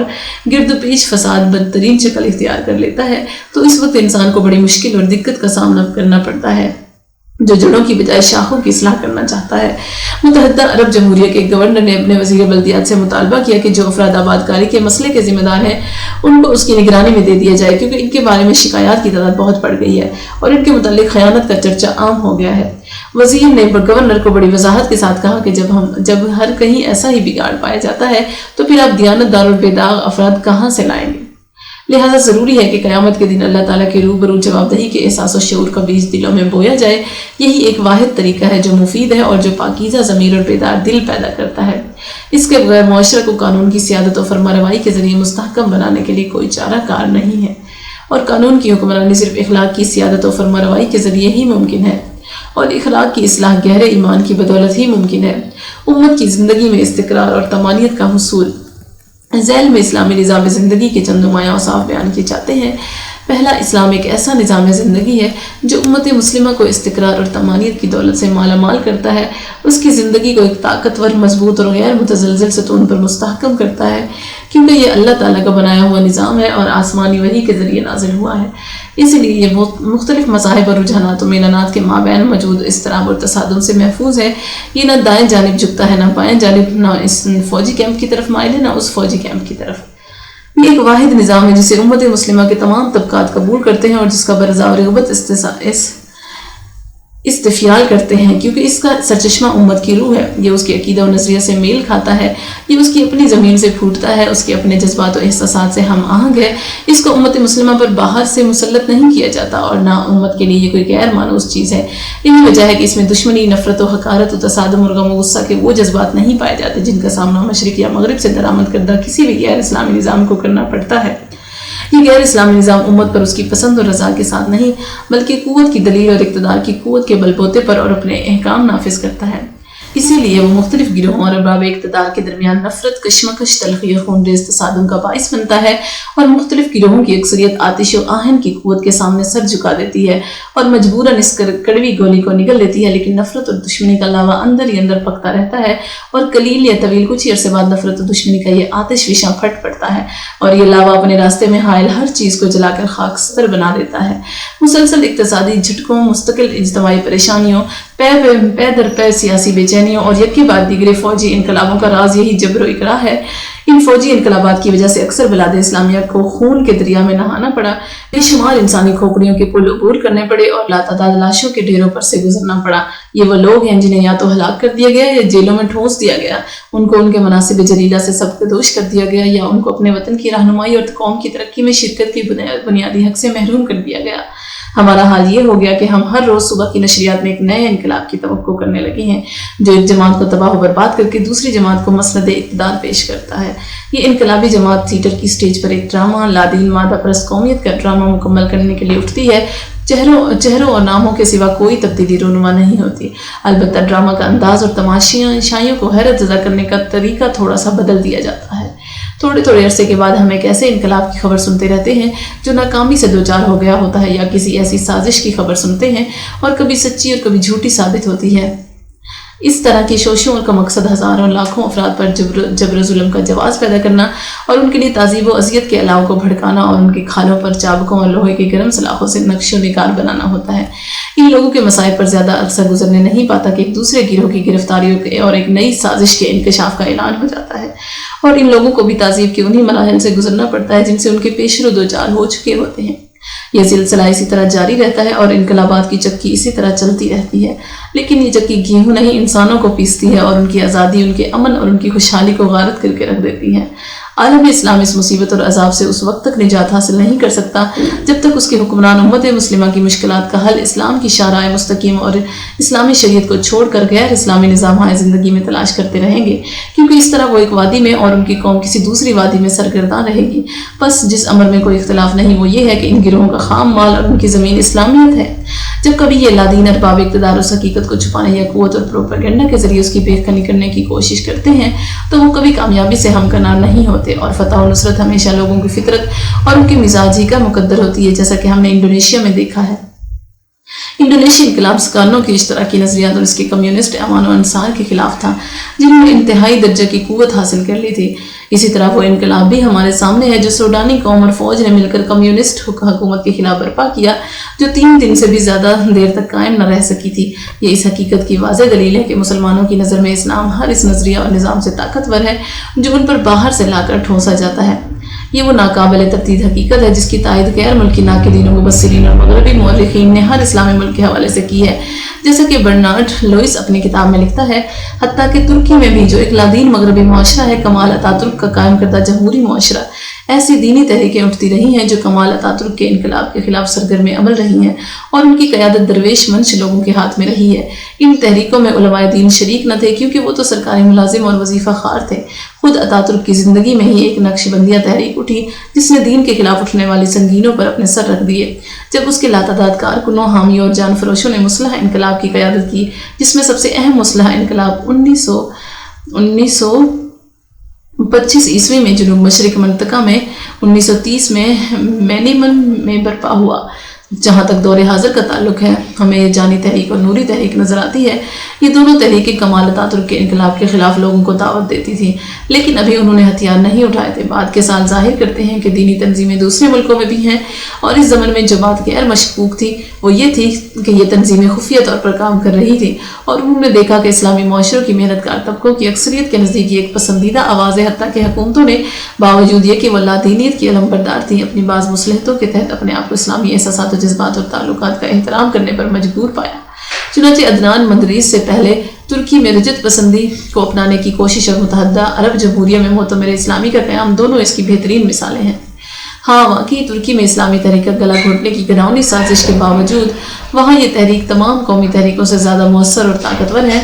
اس تحریک کی قوت کا سرچشمہ اسلام کا ابدی عقیدہ اور ترکی کے مسلم عوام کا اس عقیدہ پر پختہ ایمان ہے، اور یہ تحریک اپنی ذاتی قوت کے ذریعے ان غیر اسلامی تحریکوں کی ہمیشہ مزاحمت کر رہی ہے جن کی حمایت و نصرت عالمی صہیونیت، بین الاقوامی شیوعیت اور استعماری صلیبیت کر رہی ہے۔ اس کشمکش کی خبریں ہمیشہ سنائی دیتی رہیں گی اور وقتاً فوقتاً اس کے لیے قربانیاں دی جاتی رہیں گی۔ ہم نہیں جانتے کہ کل ان لوگوں کے ساتھ کیا ہوگا جو اپنے قانون، اپنے پیغام اور اپنے ورثہ کی طرف رجوع کرنا چاہتے ہیں، جبکہ گمراہی کے علمبردار ان کی پیش رفت میں رکاوٹیں کھڑی کر رہے ہیں اور ان کی لگامیں لپیٹ کر ان کو آگے بڑھنے سے روک رہے ہیں۔ جو واقعات ترکی میں رونما ہو رہے ہیں ویسے ہی واقعات اکثر اسلامی ممالک میں پیش آ رہے ہیں، اور اسلامی جماعتیں عرب و عجم میں ہر جگہ پھیلی ہوئی ہیں۔ اس کا سبب بھی ایک ہے اور نتیجہ بھی ایک ہے۔ سبب تو یہ ہے کہ غیر ملکی مسلح طاقتوں میں سے ایک مختصر گروہ اس کوشش میں مصروف ہے کہ مکارانہ ذرائع سے وہ اقتدار پر قابض ہو جائے اور معاشرہ اور اسلام کی جہت کو متعین کرے اور قوت اقتدار کے بل بوتے پر امت مسلمہ کو لادینیت کے راستے پر ڈال دے، خواہ اس لادینیت کا تعلق دائیں بازو سے ہو یا بائیں بازو سے۔ نتیجہ اس کا یہ ہے کہ لوگ اس اقتدار کے خلاف برسر پیکار ہیں۔ اگر وہ اعلانیہ اور برملا جدوجہد کا یارہ نہیں پاتے تو ان کے اندر نفرت، حسد اور حقارت جنم لیتی ہے، اور وہ ایک وسیع خلیج پیدا ہو جاتی ہے اور عوام اور حکومت کو ایک دوسرے سے دور کر دیتی ہے۔ اس طرح ایک مسلسل تصادم برپا ہو جاتا ہے جس کا ثمرہ صرف یہ ملتا ہے کہ دونوں فریق کمزور پڑ جاتے ہیں اور پوری قوم کی قوتیں پارا پارا ہو جاتی ہیں، جس سے حریص اور کینہ پرور دشمنوں کے مقاصد پورے ہوتے ہیں جو ہر وقت امت مسلمہ کو صفحہ ہستی سے نیست و نابود کرنے کے لیے گھات لگائے بیٹھے ہیں۔ ہر ملک میں سیاسی، اجتماعی، فکری اور روحانی استحکام کا صرف ایک ہی راستہ ہے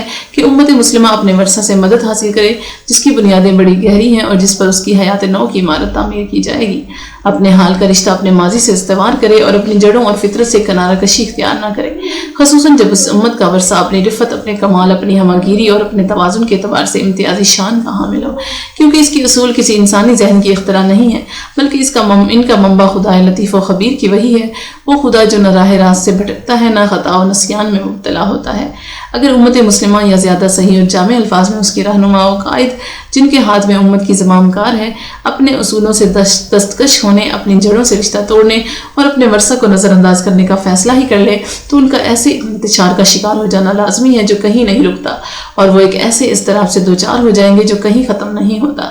ایک مشہور و معروف ادیب استاد محمد فرید ابو حدید اپنے ایک مقالہ ہمارے ثقافتی ورثے میں جو اس نے جامعہ ازہر مصر کے لیکچر ہال میں پڑھا تھا لکھتا ہے کہ اپنی اس گفتگو کے دوران ہم دونوں کی بیخ کرنے کے اصول کو جو ایک منطقی مغالطہ ہے واضح کر چکے ہیں۔ چنانچہ اب ہم عملی میدان میں ان حقیقی نتائج و خطرات پر نگاہ ڈالیں گے جن کی بنیاد مذکورہ اصول ہے۔ تمام لوگ اس حقیقت سے واقف ہیں کہ لوگوں کی اکثریت ہمیشہ اپنے رجحانات کی حفاظت کی طرف مائل رہتی ہے تاوقتے کہ انہیں اپنے ورثہ کو مسترد کرنے کی کوئی ٹھوس بنیاد میسر نہیں آ جاتی۔ چنانچہ ذاتی خامی اور عدم صلاحیت کا اصول اس پر بھی اس طرح لاگو ہوتا ہے جس طرح وہ ہر چیز پر منطبق ہوتا ہے۔ ایک ساکن چیز اس وقت تک ساکن ہی رہتی ہے جب تک کوئی محرک اسے حرکت میں نہیں لاتا، اور ایک متحرک چیز اپنی سمت میں چلتی رہتی ہے جب تک کوئی مخالف قوت اس سے ٹکرا کر اس کے رخ کو موڑ نہیں دیتی یا اس کی حرکت کو ختم نہیں کر دیتی۔ ہم اس حقیقت کا ذکر کر چکے ہیں کہ اپنے ثقافتی ورثوں سے روگردانی کا نتیجہ بربادی اور ہلاکت ہے، اور ان ورثوں کی قوت کو فنا کرنے اور ان کی فطرت کو بدلنے کے لیے سخت جد و جہد کی ضرورت ہوتی ہے۔ اس کا مطلب یہ ہے کہ اپنے ورثوں کی تباہی و بربادی کا آپریشن سخت جد و جہد کا مطالبہ کرتا ہے۔ اس منفی مقابلہ و تصادم میں انسانی کوششیں ضائع ہو جاتی ہیں جس کا نتیجہ تباہی کے سوا کچھ نہیں نکلتا۔ اگر یہ فرض بھی کر لیا جائے کہ تہذیبی اور ثقافتی ورثوں کو فنا کرنا ممکن ہے تو اس کا نتیجہ یہ ہوگا کہ امت کو تذبذب اور انتشار کے مرحلہ سے دوچار ہونا پڑے گا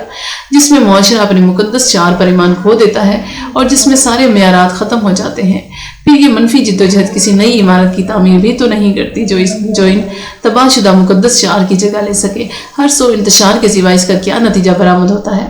ہر آدمی اپنی اپنی راہ چلنے لگتا ہے اور اپنی اپنی راگنی الاپنے لگتا ہے۔ وہ سارے روابط زوال کا شکار ہو جاتے ہیں جو افراد کو باہم ایک رشتہ میں منسلک رکھتے ہیں۔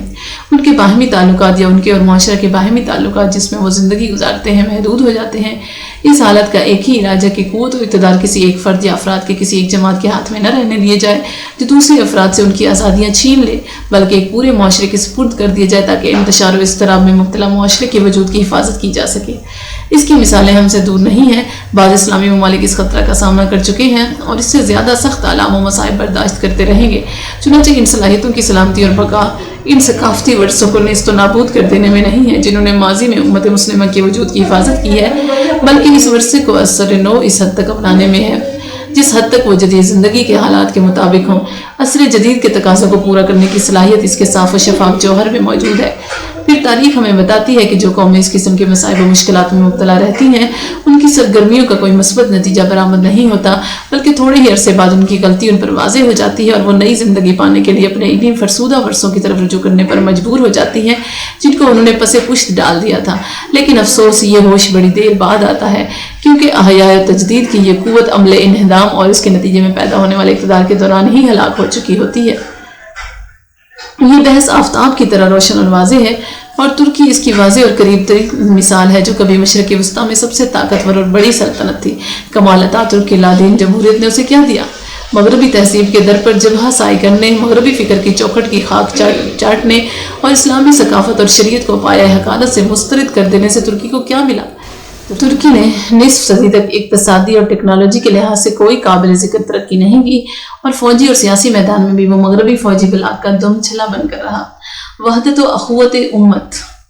اسلامی نظام واحد نظام ہے جو اسلامی ممالک میں مختلف طبقوں کی وحدت اور ان کے اندر باہمی تعاون کی حفاظت کرتا ہے، ان کے درمیان اخوت کے رشتوں کو مضبوط بناتا ہے اور افراد اور جماعتوں کے درمیان محبت کی روح کو زندہ کرتا ہے۔ یہ روح زمین سے ناانصافی اور زیادتی کو مٹاتا ہے۔ یہ چیزیں سرمایہ دارانہ نظام کی دوست ہیں اور ان کے ذریعے اور وہ امت مسلمہ کو مالک اور مزدور، آجر اور اجیر اور تائمین اور محرومین کے متصادم طبقوں میں تقسیم کر دیتا ہے۔ جیسا کہ برنارڈ شاہ لکھتا ہے کہ کچھ لوگ وہ ہیں جنہیں اپنے تنور شکم کی آگ ٹھنڈی کرنے کے لیے خوراک کی تلاش ہے، اور کچھ وہ لوگ ہیں جو اپنی خوراک کے استعمال کے لیے معدے تلاش کرتے پھرتے ہیں۔ اسی طرح اسلامی نظام طبقاتی جنگ کا کلا کما کرتا ہے اور حسد و کینہ اور خونی تصادم کو ختم کر دیتا ہے جن پر مارکسی اشتراکیت کی عمارت قائم ہے۔ مارکسیت کے نزدیک نجات کا صرف یہی واحد راستہ ہے جس سے فرار ممکن نہیں ہے، اور اس طرح وہ ایک ہی ملک کو بلکہ ایک ہی شہر کو نہیں بلکہ ایک ہی خاندان کو طبقوں میں تقسیم کر کے ان کو متحارب دشمن بنا دیتی ہے جو ایک دوسرے سے نفرت کرتے ہیں اور ایک دوسرے کے خلاف برسر پیکار رہتے ہیں۔ جب لوگوں کے درمیان تصادم اور عداوت مارکسی اشتراکیت کی ایک تاریخی ضرورت ہو تو اس کے علمبرداروں کے نزدیک یہ ضروری ہو جاتا ہے کہ وہ دشمنی کی اس آگ کو مزید بھڑکائیں اور دلوں میں نفرت، حسد اور غم و غصہ کے جذبات کو مشتعل کریں۔ اس کے لیے لکڑیاں، کوئلے اور پٹرول مہیا کریں اور اس طرح وشوک انقلاب کی تمہید رقم کریں جو خون کی ندیاں بہا دیتا ہے، مقدس و محترم اقدار کا صفایا کر دیتا ہے، لوگوں کی گردنیں روند ڈالتا ہے اور ہر چیز کو بین و بیک سے اکھاڑ پھینکتا ہے۔ مارکس اخوت انسانی کے دعوے داروں اور اس کے علمبرداروں کی مخالفت کرتے ہوئے لکھتا ہے کہ انسان کسی حالت میں بھی بھائی بھائی نہیں رہے بلکہ وہ ہمیشہ ایک دوسرے کے دشمن اور خون کے پیاسے اور ان کے مختلف طبقے باہم برسر پیکار رہے ہیں۔ زینوفیسف جو کمیونسٹ نظریے کا شارع تھا کہتا ہے کہ غیظ و غضب کی بکار ہی جس میں کینہ و کدورت کا زہر بھرا ہوا ہو ہمارے لیے لذت اور خوشی کا پیغام ہوتی ہے۔ لینن ایک خط میں جو مارکسیم جورکی کو لکھا رقم تراز ہے کہ اگر 1/4 دنیا کو کمیونسٹ بنانے کے لیے 3/4 دنیا کو قتل کر دیا جائے تو اس میں کوئی حرج نہیں ہے۔ چنانچہ کمیونسٹوں نے اپنے ہی ساتھیوں اور اپنے ہم سفروں کے ساتھ ظلم و جور، اذیت و تعذیب، جلا وطنی اور قتل کا جو سلوک روا رکھا اس کو پڑھ کر ہر انسان حیران و ششدر رہ جاتا ہے۔ کمیونزم کے مقابلے میں اسلام معاشرہ کے مختلف طبقوں کے درمیان نفرت و تصادم کی ضرورت کو مکمل طور پر مسترد کرتا ہے اور باہمی اخوت کو اس کی بنیاد قرار دیتا ہے اور اس کو ایک ایسا فریضہ قرار دیتا ہے جسے عقیدہ کا درجہ حاصل ہے۔ پہلے وہ اہل ایمان کو بھائی چارے کا درس دیتا ہے اور پھر تمام بنی نوع انسان کی اخوت کا علم بلند کرتا ہے۔ اللہ تعالیٰ اپنی کتاب قرآن مجید میں فرماتا ہے انما المؤمنون اخوہ، تمام اہل ایمان بھائی بھائی ہیں، اور پھر ساری انسانیت کو مخاطب کر کے کہتا ہے یا ایھا الناس انا خلقناکم من ذکر و انثی وجعلناکم شعوبا وقبائل لتعارفوا، اے لوگو ہم نے تمہیں ایک مرد اور ایک عورت سے پیدا کیا اور تمہیں قومیں اور قبیلے بنا دیا تاکہ تم ایک دوسرے کو پہچان سکو۔ اور پیغمبر اسلام صلی اللہ علیہ وسلم تمام انسان کے درمیان باہمی اخوت اور بھائی چارے کا اعلان کرتے ہیں، خواہ وہ صحیح اسلامی عقیدہ پر ایمان رکھتے ہوں یا نہ رکھتے ہوں۔ چنانچہ آپ نماز کے بعد درج ذیل دعا مانگا کرتے تھے کہ اے ہمارے رب اور ہر چیز کے رب اور مالک، میں گواہی دیتا ہوں کہ تو اللہ ہے، تو ایک ہے، تیرا کوئی شریک نہیں ہے۔ اے ہمارے رب اور ہر چیز کے رب اور مالک، میں گواہی دیتا ہوں کہ محمد تیرا بندہ اور تیرا رسول ہے۔ اے ہمارے رب اور ہر چیز کے رب اور مالک، میں گواہی دیتا ہوں کہ تمام مدنی بھائی بھائی ہیں۔ کارل مارکس نے اپنے فلسفہ کی پیروی کرتے ہوئے جو انسانوں کو مختلف متحارب طبقات میں تقسیم کرتا ہے، اپنے مشہور کمیونسٹ بیان کے اختتام پر جو نعرہ بلند کیا وہ صرف محنت کاروں اور مزدوروں سے متعلق ہے۔ وہ کہتا ہے کہ دنیا بھر کے مزدوروں متحدہ ہو جاؤ، یعنی وہ معاشرے کے دوسرے طبقوں کے خلاف مزدوروں کے اتحاد کا داعی ہے۔ اس کے برعکس حضرت محمد صلی اللہ علیہ وسلم کے پیغام کے رخ کا مرجع روح زمین پر بسنے والے تمام انسان ہیں، خواہ وہ محنت کش ہوں، تاجر ہوں یا حاکم اور رعایا ہوں۔ آپ فرماتے ہیں کہ آپس میں غیبت نہ کرو، ایک دوسرے سے حسد نہ کرو اور آپس میں بغض نہ رکھو، اللہ تعالیٰ کے بندے اور آپس میں بھائی بھائی بن کر رہو۔ اگر کارل مارکس محنت کش اور معاشرے کے دیگر طبقوں میں کینہ، عداوت اور بغض کی اشاعت کو ایک بہت بڑی خوبی بلکہ ایک فرض سمجھتا ہے، تو اسلام افراد اور طبقات کے اندر عداوت اور بغض و عناد کی آگ بھڑکانے کو مکمل طور پر حرام قرار دیتا ہے اور اسے سب سے بری بات اور سب سے بڑا گناہ تصور کرتا ہے۔ ابلیس اور اس کا لشکر ان رذائل کی ترویج کرتا ہے تاکہ یہ انسانی خوبی اور نیکیوں کو اس طرح کھا جائے جس طرح آگ لکڑی کو کھا کر راکھ بنا دیتی ہے۔ اسلام عداوت اور بغض کے ان خطرات سے خبردار کرتا ہے جو افراد اور قوموں پر حملہ آور ہوتے ہیں۔ وہ ان کو ایسا مرض سمجھتا ہے جو بہت دردناک اور تباہ کن ہے۔ رسول عربی صلی اللہ علیہ وسلم فرماتے ہیں کہ پہلی امتوں کی برائیاں تمہارے اندر سرایت کر گئی ہیں اور یہ ہیں حسد اور بغض کی بیماریاں۔ بغض موڑ دینے والی بیماری ہے، میں نہیں کہتا یہ بالوں کو موڑتی ہے، یہ بلکہ یہ دین کو ضرور موڑ دیتی ہے۔ نیز رسول اللہ صلی اللہ علیہ وسلم حجۃ الوداع کے موقع پر اپنی امت کو وصیت کرتے ہوئے فرماتے ہیں کہ میرے بعد کافر نہ بن جانا کہ تم ایک دوسرے کے منہ پر مارنے لگو۔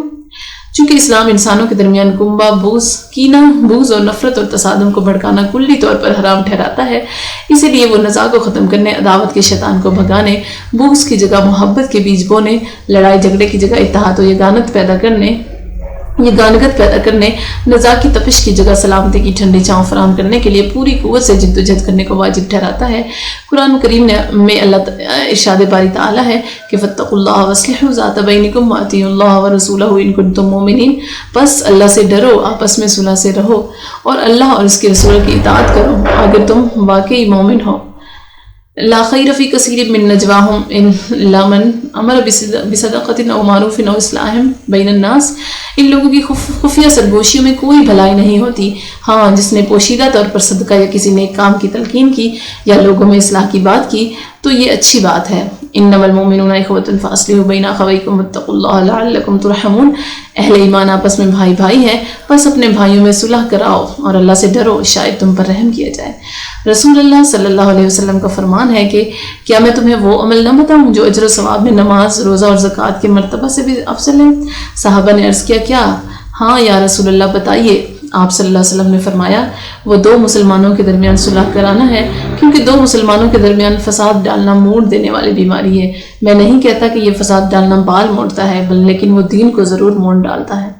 ہم تو یہاں تک دیکھتے ہیں کہ قرآن کریم اہل ایمان میں سے لڑنے والے دو فریقوں کے درمیان صلح کرانے کے لیے مداخلت کا مطالبہ کرتا ہے، خواہ اس مقصد کے لیے انہیں ہتھیاروں کی قوتی استعمال کیوں نہ کرنی پڑے۔ اسلام یہ مطالبہ کرتا ہے کہ مومنوں کو نزاع اور نفرت ختم کرنے اور باہمی افہام و تفہیم کی بالادستی اور عدل قائم کرنے کے لیے کام کرنا چاہیے۔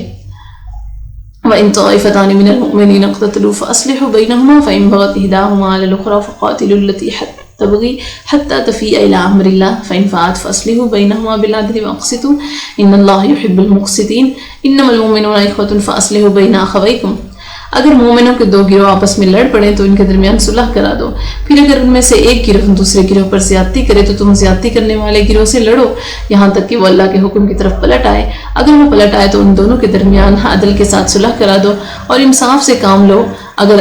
اللہ انصاف کرنے والوں سے محبت کرتا ہے۔ مومن آپس میں بھائی بھائی ہیں، بس اپنے بھائیوں کے درمیان صلح کرا دو۔ اسلامی شریعت مصارف زکوٰۃ میں ایک حصہ ان لوگوں کے لیے مقرر کرتی ہے جن کے ضمیر زندہ اور دل بڑے ہوتے ہیں، جو اپنے خالص مال میں سے کچھ حصہ افراد اور جماعتوں کے درمیان صلح کرانے کے لیے تیار رکھتے ہیں اور مال زکوٰۃ سے قرضوں کی ادائیگی کرنے میں مدد دیتے ہیں۔ اس طرح اسلام ان کو لوگوں کے درمیان صلح کرانے کی راہ پر گامزن رہنے کی ترغیب دیتا ہے۔ یہیں سے ہم دونوں فلسفہ ہے زندگی میں واضح فرق پاتے ہیں۔ یہودی کارل مارکس کا فلسفہ اس بنیاد پر قائم ہے کہ طبقاتی جنگ ایک لازمی اور حتمی امر ہے۔ کمیونزم کے نفاذ کے لیے لوگوں کے اندر باہمی دشمنی اور عداوت پیدا کرنا لازمی ہے، اور اس طبقاتی جنگ کی مدد کرنا اور اس کو تقویت پہنچانا فرض ہے تاکہ کمیونزم کا حسین خواب شرمندہ تعبیر ہو سکے۔ اس کے برعکس اسلام کا فلسفہ بھائی چارے کو فرض قرار دیتا ہے اور اس کو تقویت پہنچانے، اس کے دائرے کو وسیع کرنے اور اس کے رشتوں کو مستحکم بنیادوں پر استوار کرنے کو واجب قرار دیتا ہے، اور لوگوں کے درمیان عداوت، بغض اور باہمی بگاڑ پیدا کرنے کو حرام ٹھہراتا ہے، اور ہر اس دروازہ کو بند کر دیتا ہے جس کے راستے یہ مہلک جذبات انسان کے اندر داخل ہوتے ہیں۔ وہ لوگوں کے درمیان صلح کرانے کو واجب ٹھہراتا ہے۔ لہٰذا یہی وہ نظام ہے جسے امت مسلمہ کے تمام طبقے برضا و رغبت قبول کرتے ہیں۔ اس لیے اس میں تعجب کی کوئی بات نہیں کہ یہی وہ نظام فکر و عمل ہے جس کی خاطر امت مسلمہ خوشی خوشی ہر قربانی دیتی ہے، اس کی خاطر پوری رغبت سے مال خرچ کرتی ہے، نہایت اطمینان و سکون کے ساتھ مال و جان سے اس کا دفاع کرتی ہے، بڑی بہادری اور جان فروشی سے اس کے دشمن کا مقابلہ کرتی ہے، اور اسی کی کامیابی کے لیے مصائب و شدائد کو بڑی خندہ پیشانی کے ساتھ برداشت کرتی ہے۔ اس کی وجہ یہ ہے کہ امت مسلمہ یہ عقیدہ رکھتی ہے کہ وہ اپنے دین کی خاطر خرچ کر رہی ہے، اپنے عقیدہ کے تحفظ کے لیے قربانی دے رہی ہے، اپنے رب کی خوشنودی حاصل کر رہی ہے اور اس کی راہ میں جہاد کر رہی ہے، اور جب اللہ تعالیٰ کی راہ میں وہ گر جاتی ہے یا محرومیوں کا شکار ہو جاتی ہے تو اس پر صبر سے کام لیتی ہے۔ لیکن یہ قربانیاں ملک یا حکمران طبقہ کی خاطر ہوتی ہیں جو اپنے اقتدار کو مستحکم اور اپنے مرکزی حکومت کو طاقتور بناتا ہے، یا یہ شدائد و مصائب مشرق و مغرب سے درآمد کردہ کسی نظریہ کی خاطر جھیلنا پڑتے ہیں تو امت مسلمہ کے افراد فوراً رنجیدہ ہو جاتے ہیں، اور جب وہ اقتصادی ناکہ بندی، مالی تباہی اور پیداوار کی کمی کے نتیجے میں قیمتوں میں اضافہ اور خوراک کے بحران کو محسوس کرتے ہیں تو ان کے اندر غیظ و غضب کی آگ بھڑک اٹھتی ہے اور شکووں شکایتوں اور پریشانیوں میں شدت پیدا ہو جاتی ہے۔ جب حکومت اپنے مخالفین کے ساتھ محاذہ رائی پر مجبور ہو جاتی ہے تو غم و غصہ اور نفرت و حقارت نقطۂ عروج پر پہنچ جاتی ہے۔ یہ جنگ افراد کی طرح اموال کو بھی تباہ و برباد کر دیتی ہے، اور لوگ فوراً پکار اٹھتے ہیں کہ ہم ایسی لڑائی کی طرف کیوں دھکیلے جا رہے ہیں جن سے ہمیں کوئی فائدہ حاصل نہیں ہے۔ ہاں، پروپیگنڈا اور ذرائع ابلاغ دن رات مختلف انداز سے کام کرتے ہیں، انسانی اور مادی تمام قوتوں کو متحرک کرتے ہیں اور جدید فنی اور سائنسی وسائل کو اپنی خدمت میں جوت لیتے ہیں تاکہ امت کو غیر اسلامی نظام زندگی پر مطمئن کیا جا سکے۔ شاید یہ نظام ان کے ذہنوں میں جاگزیں ہو جائیں اور ان کے وجدان کی گہرائی میں اتر جائیں، لیکن افسوس ان کی آرزوؤں کی تکمیل کس قدر ناممکن ہے۔ وہ اپنی مساعی کو بے مقصد ضائع کرتے ہیں اور ان کا کوئی ثمرہ اس کے سوا حاصل نہیں ہوتا کہ حکومت کی مالیات پر کروڑوں روپوں کا بوجھ آ پڑتا ہے جن کو ہر سال وہ پروپیگنڈا پر خرچ کرتی ہے، جو لوگوں کے اندر صرف شکایتوں اور غیظ و غضب کی جذبات میں اضافہ کا باعث بنتا ہے، جبکہ حکومت کو ان درہم و دینار کی زیادہ ضرورت ہوتی ہے تاکہ ان کو بھوکے ننگے، مریض، بے روزگار اور ناخواندہ لوگوں پر خرچ کیا جائے، اور سچ تو یہ ہے کہ اقتدار کی قوت ہر آزاد آواز کو سختی سے خاموش کر دیتی ہے، ہر آزاد قلم کو توڑ دیتی ہے، ہر مخالف قوت کو کچل دیتی ہے، اور سلطنت کے تمام ذرائع حتیٰ کہ فوج کو بھی جو دشمنوں کے خلاف لڑنے کے لیے تیار کی جاتی ہے اپنا تابع محمل بنا لیتی ہے تاکہ مخالفین کا صفایا کیا جائے، ان کو ذہنی غسل، برین واشنگ جیسے اذیتناک عمل کا تخت مشق بنایا جائے، جس کا تصور اور طریقہ اشتراکی ممالک سے درآمد کیا جاتا ہے۔ لیکن ان خونی تصادموں سے کوئی فائدہ حاصل نہیں ہوتا ہے، بلکہ ان سے لوگوں کے دلوں میں انتقامی جذبات ہی بھڑکتے ہیں اور مرض ختم ہونے کی بجائے زیادہ سنگین صورت اختیار کر لیتا ہے۔ حکومت ذوف و انتشار کا شکار ہو جاتی ہے اور امت اور اقتدار کے درمیان مخالفت کی خلیج مزید وسیع ہو جاتی ہے۔ چنانچہ ان کی خوشنودی حاصل کرنا، ان کے دل جیتنا اور ان کی آرزوؤں کے خواب کی تعبیر ممکن نہیں رہتی ہے۔ امت اسلامیہ کا اتحاد۔ اسلامی نظام ہی وہ نظام ہے جس پر کرۂ ارض کے مشرق و مغرب اور افریقہ و ایشیا میں بسنے والی امت مسلمہ مجتمع ہو سکتی ہے۔ یہی نظام تیسرا عالمی بلاک بنانے کی قدرت و صلاحیت رکھتا ہے، جو روح اور مادہ، دین اور دنیا، فرد اور اجتماع اور مشرق اور مغرب کے درمیان ایک توازن کا تحفظ کر سکتا ہے اور انسانیت کے لیے ایک امت وسط اور ایک دین وسط کے طور پر عالمی سطح پر ابھر سکتا ہے۔ غیر اسلامی نظام ہائے زندگی جو باہر سے درآمد کی جاتے ہیں امت اسلامیہ کو پارا پارا کر دیتے ہیں، اس کو چھوٹی چھوٹی ٹکڑیوں میں تقسیم کر دیتے ہیں اور امت اور اس کی وحدت کے درمیان حائل ہو جاتے ہیں جسے اللہ تعالیٰ نے ان پر فرض کیا ہے۔ اس وقت امت کے بعض لوگ لبرلزم اور کچھ لوگ مارکسیت کی طرف رخ کرتے ہیں۔ پھر لبرلزم کے اپنے درجات و مراتب ہیں اور اس طرح مارکسیت بھی اپنے درجات و مراتب رکھتی ہے۔ ہر ملک میں ان نظاموں کی صورتیں مختلف اور متنوع ہیں، کہیں وہ ایک دوسرے کے قریب ہیں اور کہیں ان کے درمیان نمایاں بعد پایا جاتا ہے، کیونکہ نہ دائیں بلاک کا قبلہ ایک ہے اور نہ بائیں بلاک کا مرکز ایک ہے۔ ایک طرف کچھ لوگوں کا رخ لندن کی طرف ہے تو بعض لوگوں کا قبلہ واشنگٹن ہے، دوسری طرف بائیں بازو سے تعلق رکھنے والے کچھ گروہ سرخ ہیں جو ماسکو سے فرحت و شادمانی کی گڑیا حاصل کرتے ہیں اور کچھ لوگ زرد ہیں جو چین سے دامن وابستہ کیے ہوئے ہیں۔ اسی طرح ان ممالک کی غلامی اور ان سے دوستانہ تعلقات کے الوان و انواع بھی بے شمار ہیں اور ان الوان و انواع کے ساتھ ساتھ ان کی باہمی کشمکش کا رنگ بھی مختلف اور متنوع ہے۔ نتیجتاً بے شمار چھوٹے چھوٹے گروہ پیدا ہو گئے ہیں، مسلسل انتشار و افراط کا دورہ ہے۔ اس سارے عمل کا نتیجہ یہ ہے کہ ایک عظیم امت چھوٹی چھوٹی قومیتوں میں تقسیم ہو گئی ہے اور ایک ہی مملکت چھوٹی چھوٹی ریاستوں میں بٹ گئی ہے جو باہمد گر برسر پیکار ہیں۔ آپ چاہیں تو یہ بھی کہہ سکتے ہیں کہ امت مسلمہ چھوٹے چھوٹے لذیذ لقمے بن گئی ہے جن کو نگل جانا بڑا آسان ہو گیا ہے۔ امت مسلمہ کا اخلاق و تفریق اور اس کا چھوٹی چھوٹی ٹکڑیوں میں تقسیم ہو جانا لازمی نتیجہ ہے مختلف راستوں اور پروگراموں کو اختیار کرنے اور اللہ تعالیٰ کے بتائے ہوئے راستے اور اس کی ہدایت سے دوری کا، جس سے کتاب اسلام، قرآن مجید اور پیغمبر اسلام حضرت محمد صلی اللہ علیہ وسلم نے ہمیں خبردار کیا تھا۔ حضرت ابن مسعود رضی اللہ عنہ کہتے ہیں کہ رسول اللہ صلی اللہ علیہ وسلم نے اپنے ہاتھ سے ایک خط کھینچا اور فرمایا یہ اللہ تعالیٰ کا سیدھا راستہ ہے۔ پھر اس خط مستقیم کے دائیں بائیں کئی لکیریں کھینچی اور فرمایا یہ مختلف راستے ہیں جن میں سے ہر راستہ پر شیطان بیٹھا ہے اور آدمی کو اس کی طرف بلاتا ہے۔ اس کے بعد آپ نے قرآن مجید کی یہ تلاوت فرمائی کہ فَإِنَّ هَذَا صِرَاطِي مُسْتَقِيمًا فَاتَّبِعُوهُ وَلَا تَتَّبِعُوا السُّبُلَ فَتَفَرَّقَ بِكُمْ عَنْ سَبِيلِهِ، اور یہی میرا سیدھا راستہ ہے، لہٰذا تم اسی پر چلو اور دوسرے رستوں پر نہ چلو ورنہ وہ تمہیں اس کے راستے سے ہٹا کر پراگندہ کر دیں گے۔ بس یہ متفرق راستے خواہ لا دینیت کے راستے ہوں یا مارکسیت کے، لازماً امت کی وحدت اور اس کی قوت کو پارا پارا اور اس کے اتحاد کو ٹکڑے ٹکڑے کر دیں گے۔ ان مختلف و متفرق راستوں پر چلنے کا مطلب وہ تباہی و ہلاکت ہے جس سے نجات پانے کا کوئی راستہ اس کے سوا نہیں ہے کہ ہم اس صاف شاہراہ کی طرف لوٹ آئیں جس پر رسول اللہ صلی اللہ علیہ وسلم نے ہمیں چھوڑا تھا۔ حضرت ریاض بن ابن ساریہ رضی اللہ عنہ روایت کرتے ہیں کہ انہوں نے رسول اللہ صلی اللہ علیہ وسلم کو فرماتے سنا میں نے تمہیں ایسے راستہ پر چھوڑا ہے جو آفتاب کی طرح روشن ہے، اس کی رات اس کے دن کی طرح روشن ہے، صرف ہلاکت کو دعوت دینے والا ہی اس سے روگردانی کرے گا۔ رسول اللہ صلی اللہ علیہ وسلم سے روایت ہے کہ آپ نے فرمایا تم میں سے جو آدمی زندہ رہے گا وہ کثیر اختلاف دیکھے گا، اس وقت تم پر میری اور میرے نیک اور ہدایت یافتہ خلفاء کی سنت پر عمل کرنا واجب ہوگا، اس کو مضبوطی سے پکڑ لو اور خبردار دین میں نئی باتوں سے بچنا، کیونکہ ہر نئی بات گمراہی ہے۔ صرف شجر اسلام کے گھنے سائے کے نیچے ہی قومی اور علاقائی عصبیتوں اور لسانی، نسلی اور گروہی امتیازات کا خاتمہ ممکن ہے، اور یہ اربوں مسلمان صرف ایک ہی نظام کے تحت اکٹھے ہو سکتے ہیں جیسا کہ وہ عقیدہ پر جمع ہے اور جیسا کہ وہ سب دن میں 5 مرتبہ ایک ہی قبلہ کی طرف رخ کرتے ہیں، اور ان میں سے لاکھوں افراد ہر سال ایک ہی وقت میں ایک ہی مقام پر فریضہ حج ادا کرنے کے لیے اکٹھے ہوتے ہیں، اور یہ فریضہ حج بیت اللہ کا فریضہ ہے۔ غیر ملکیوں کے کثیر تعداد ایک ایسی فکری اور جذباتی قوت کا مشاہدہ کرتی ہے جو مسلمانوں کو آپس میں جوڑے ہوئے ہے اور اقتصادی اور اجتماعی پیش رفت کی جانب اس سے جو استفادہ کیا جاتا ہے اس کو بھی دیکھتی ہے۔ جاک استروی اپنی کتاب میں اسلام اور اقتصادی ترقی سے متعلق لکھتا ہے کہ دنیا میں تقریباً 40 کروڑ مسلمان بستے ہیں، لیکن جب یہ کہا جاتا ہے کہ دنیا میں ہر چوتھا آدمی چینی ہے تو ہم کہہ سکتے ہیں کہ آج کل دنیا میں ہر چھٹا آدمی مسلمان ہے۔ یہ عظیم جماعت جو ایک نماز میں اکٹھی ہو جاتی ہے اپنی اس قوت اور وحدت کی وسعت کا شعور کرنے لگی ہے، جس نے ایک طویل عرصہ سے ہر زائر کی نگاہوں کو اپنی طرف منعطف کر لیا ہے۔ تمام اطراف عالم میں 40 کروڑ انسان دن میں 5 مرتبہ اپنے قبلہ کی طرف رخ کر کے سجدہ ریز ہوتے ہیں اور گلاب کے پھول کی طرح ایک وسیع دائرہ بناتے ہیں جس کی تمام پنکھڑیاں زندہ موجود ہیں اور جو کبھی رکوع میں جاتی ہیں اور کبھی سجدہ میں زمین پر سر رکھ دیتی ہیں۔ اگر یہ ممکن ہو کہ تمام پنکھڑیاں ایک ہی منظر میں سمٹ سکیں تو میرے تصور میں ایک ایسی تصویر ابھرتی ہے جسے یہ پھول جس کی پنکھڑیاں باہم مربوط ہیں پیش کرتا ہے۔ یہ پھول ایک منظم ترتیب کے ساتھ کبھی کھلتا ہے اور کبھی بند ہوتا ہے۔ منظم ترتیب جو مسلمانوں کے بے شمار گروہوں کے درمیان پائی جاتی ہے۔ یہ عجیب و غریب پھول اکثر براعظموں پر کھلتا ہے۔ ہر رات یہ اپنی پنکھڑیاں غائب کر دیتا ہے تاکہ اگلے روز صبح سویرے فجر کے وقت مؤذن کے اذان کے ساتھ ان پنکھڑیوں کو دوبارہ جمع کر لے اور ایک ایسا پھول بن جائے جس کی پنکھڑیاں نماز کے مضبوط رشتوں کے ساتھ باہم مربوط ہو جائے، جو سب کے سب گہرے سیاہ رنگ کی کعبہ میں جمع ہو جاتی ہیں۔ یہ عظیم احساس جس کی طرف مشرق وسطیٰ کے بعض رہنماؤں کا جوش و خروش اشارہ کرتا ہے، جزوی طور پر اقتصادی سیاست میں اس رجحان کی تفسیر ہے، ایسا رجحان جو عظیم الشان مقاصد کے حصول کے لیے مہمیز کا کام کرتا ہے۔ اس روحانی جذباتی اور فکری وحدت میں اخوت اور استحکام کے اعتبار سے اس وقت اور بھی اضافہ ہوگا جب اس کی پشت پر ایک ہی نظام اور ایک ہی لائحہ عمل موجود ہوگا جس پر سب متفق ہوں گے اور جس سے سب رہنمائی حاصل کریں گے۔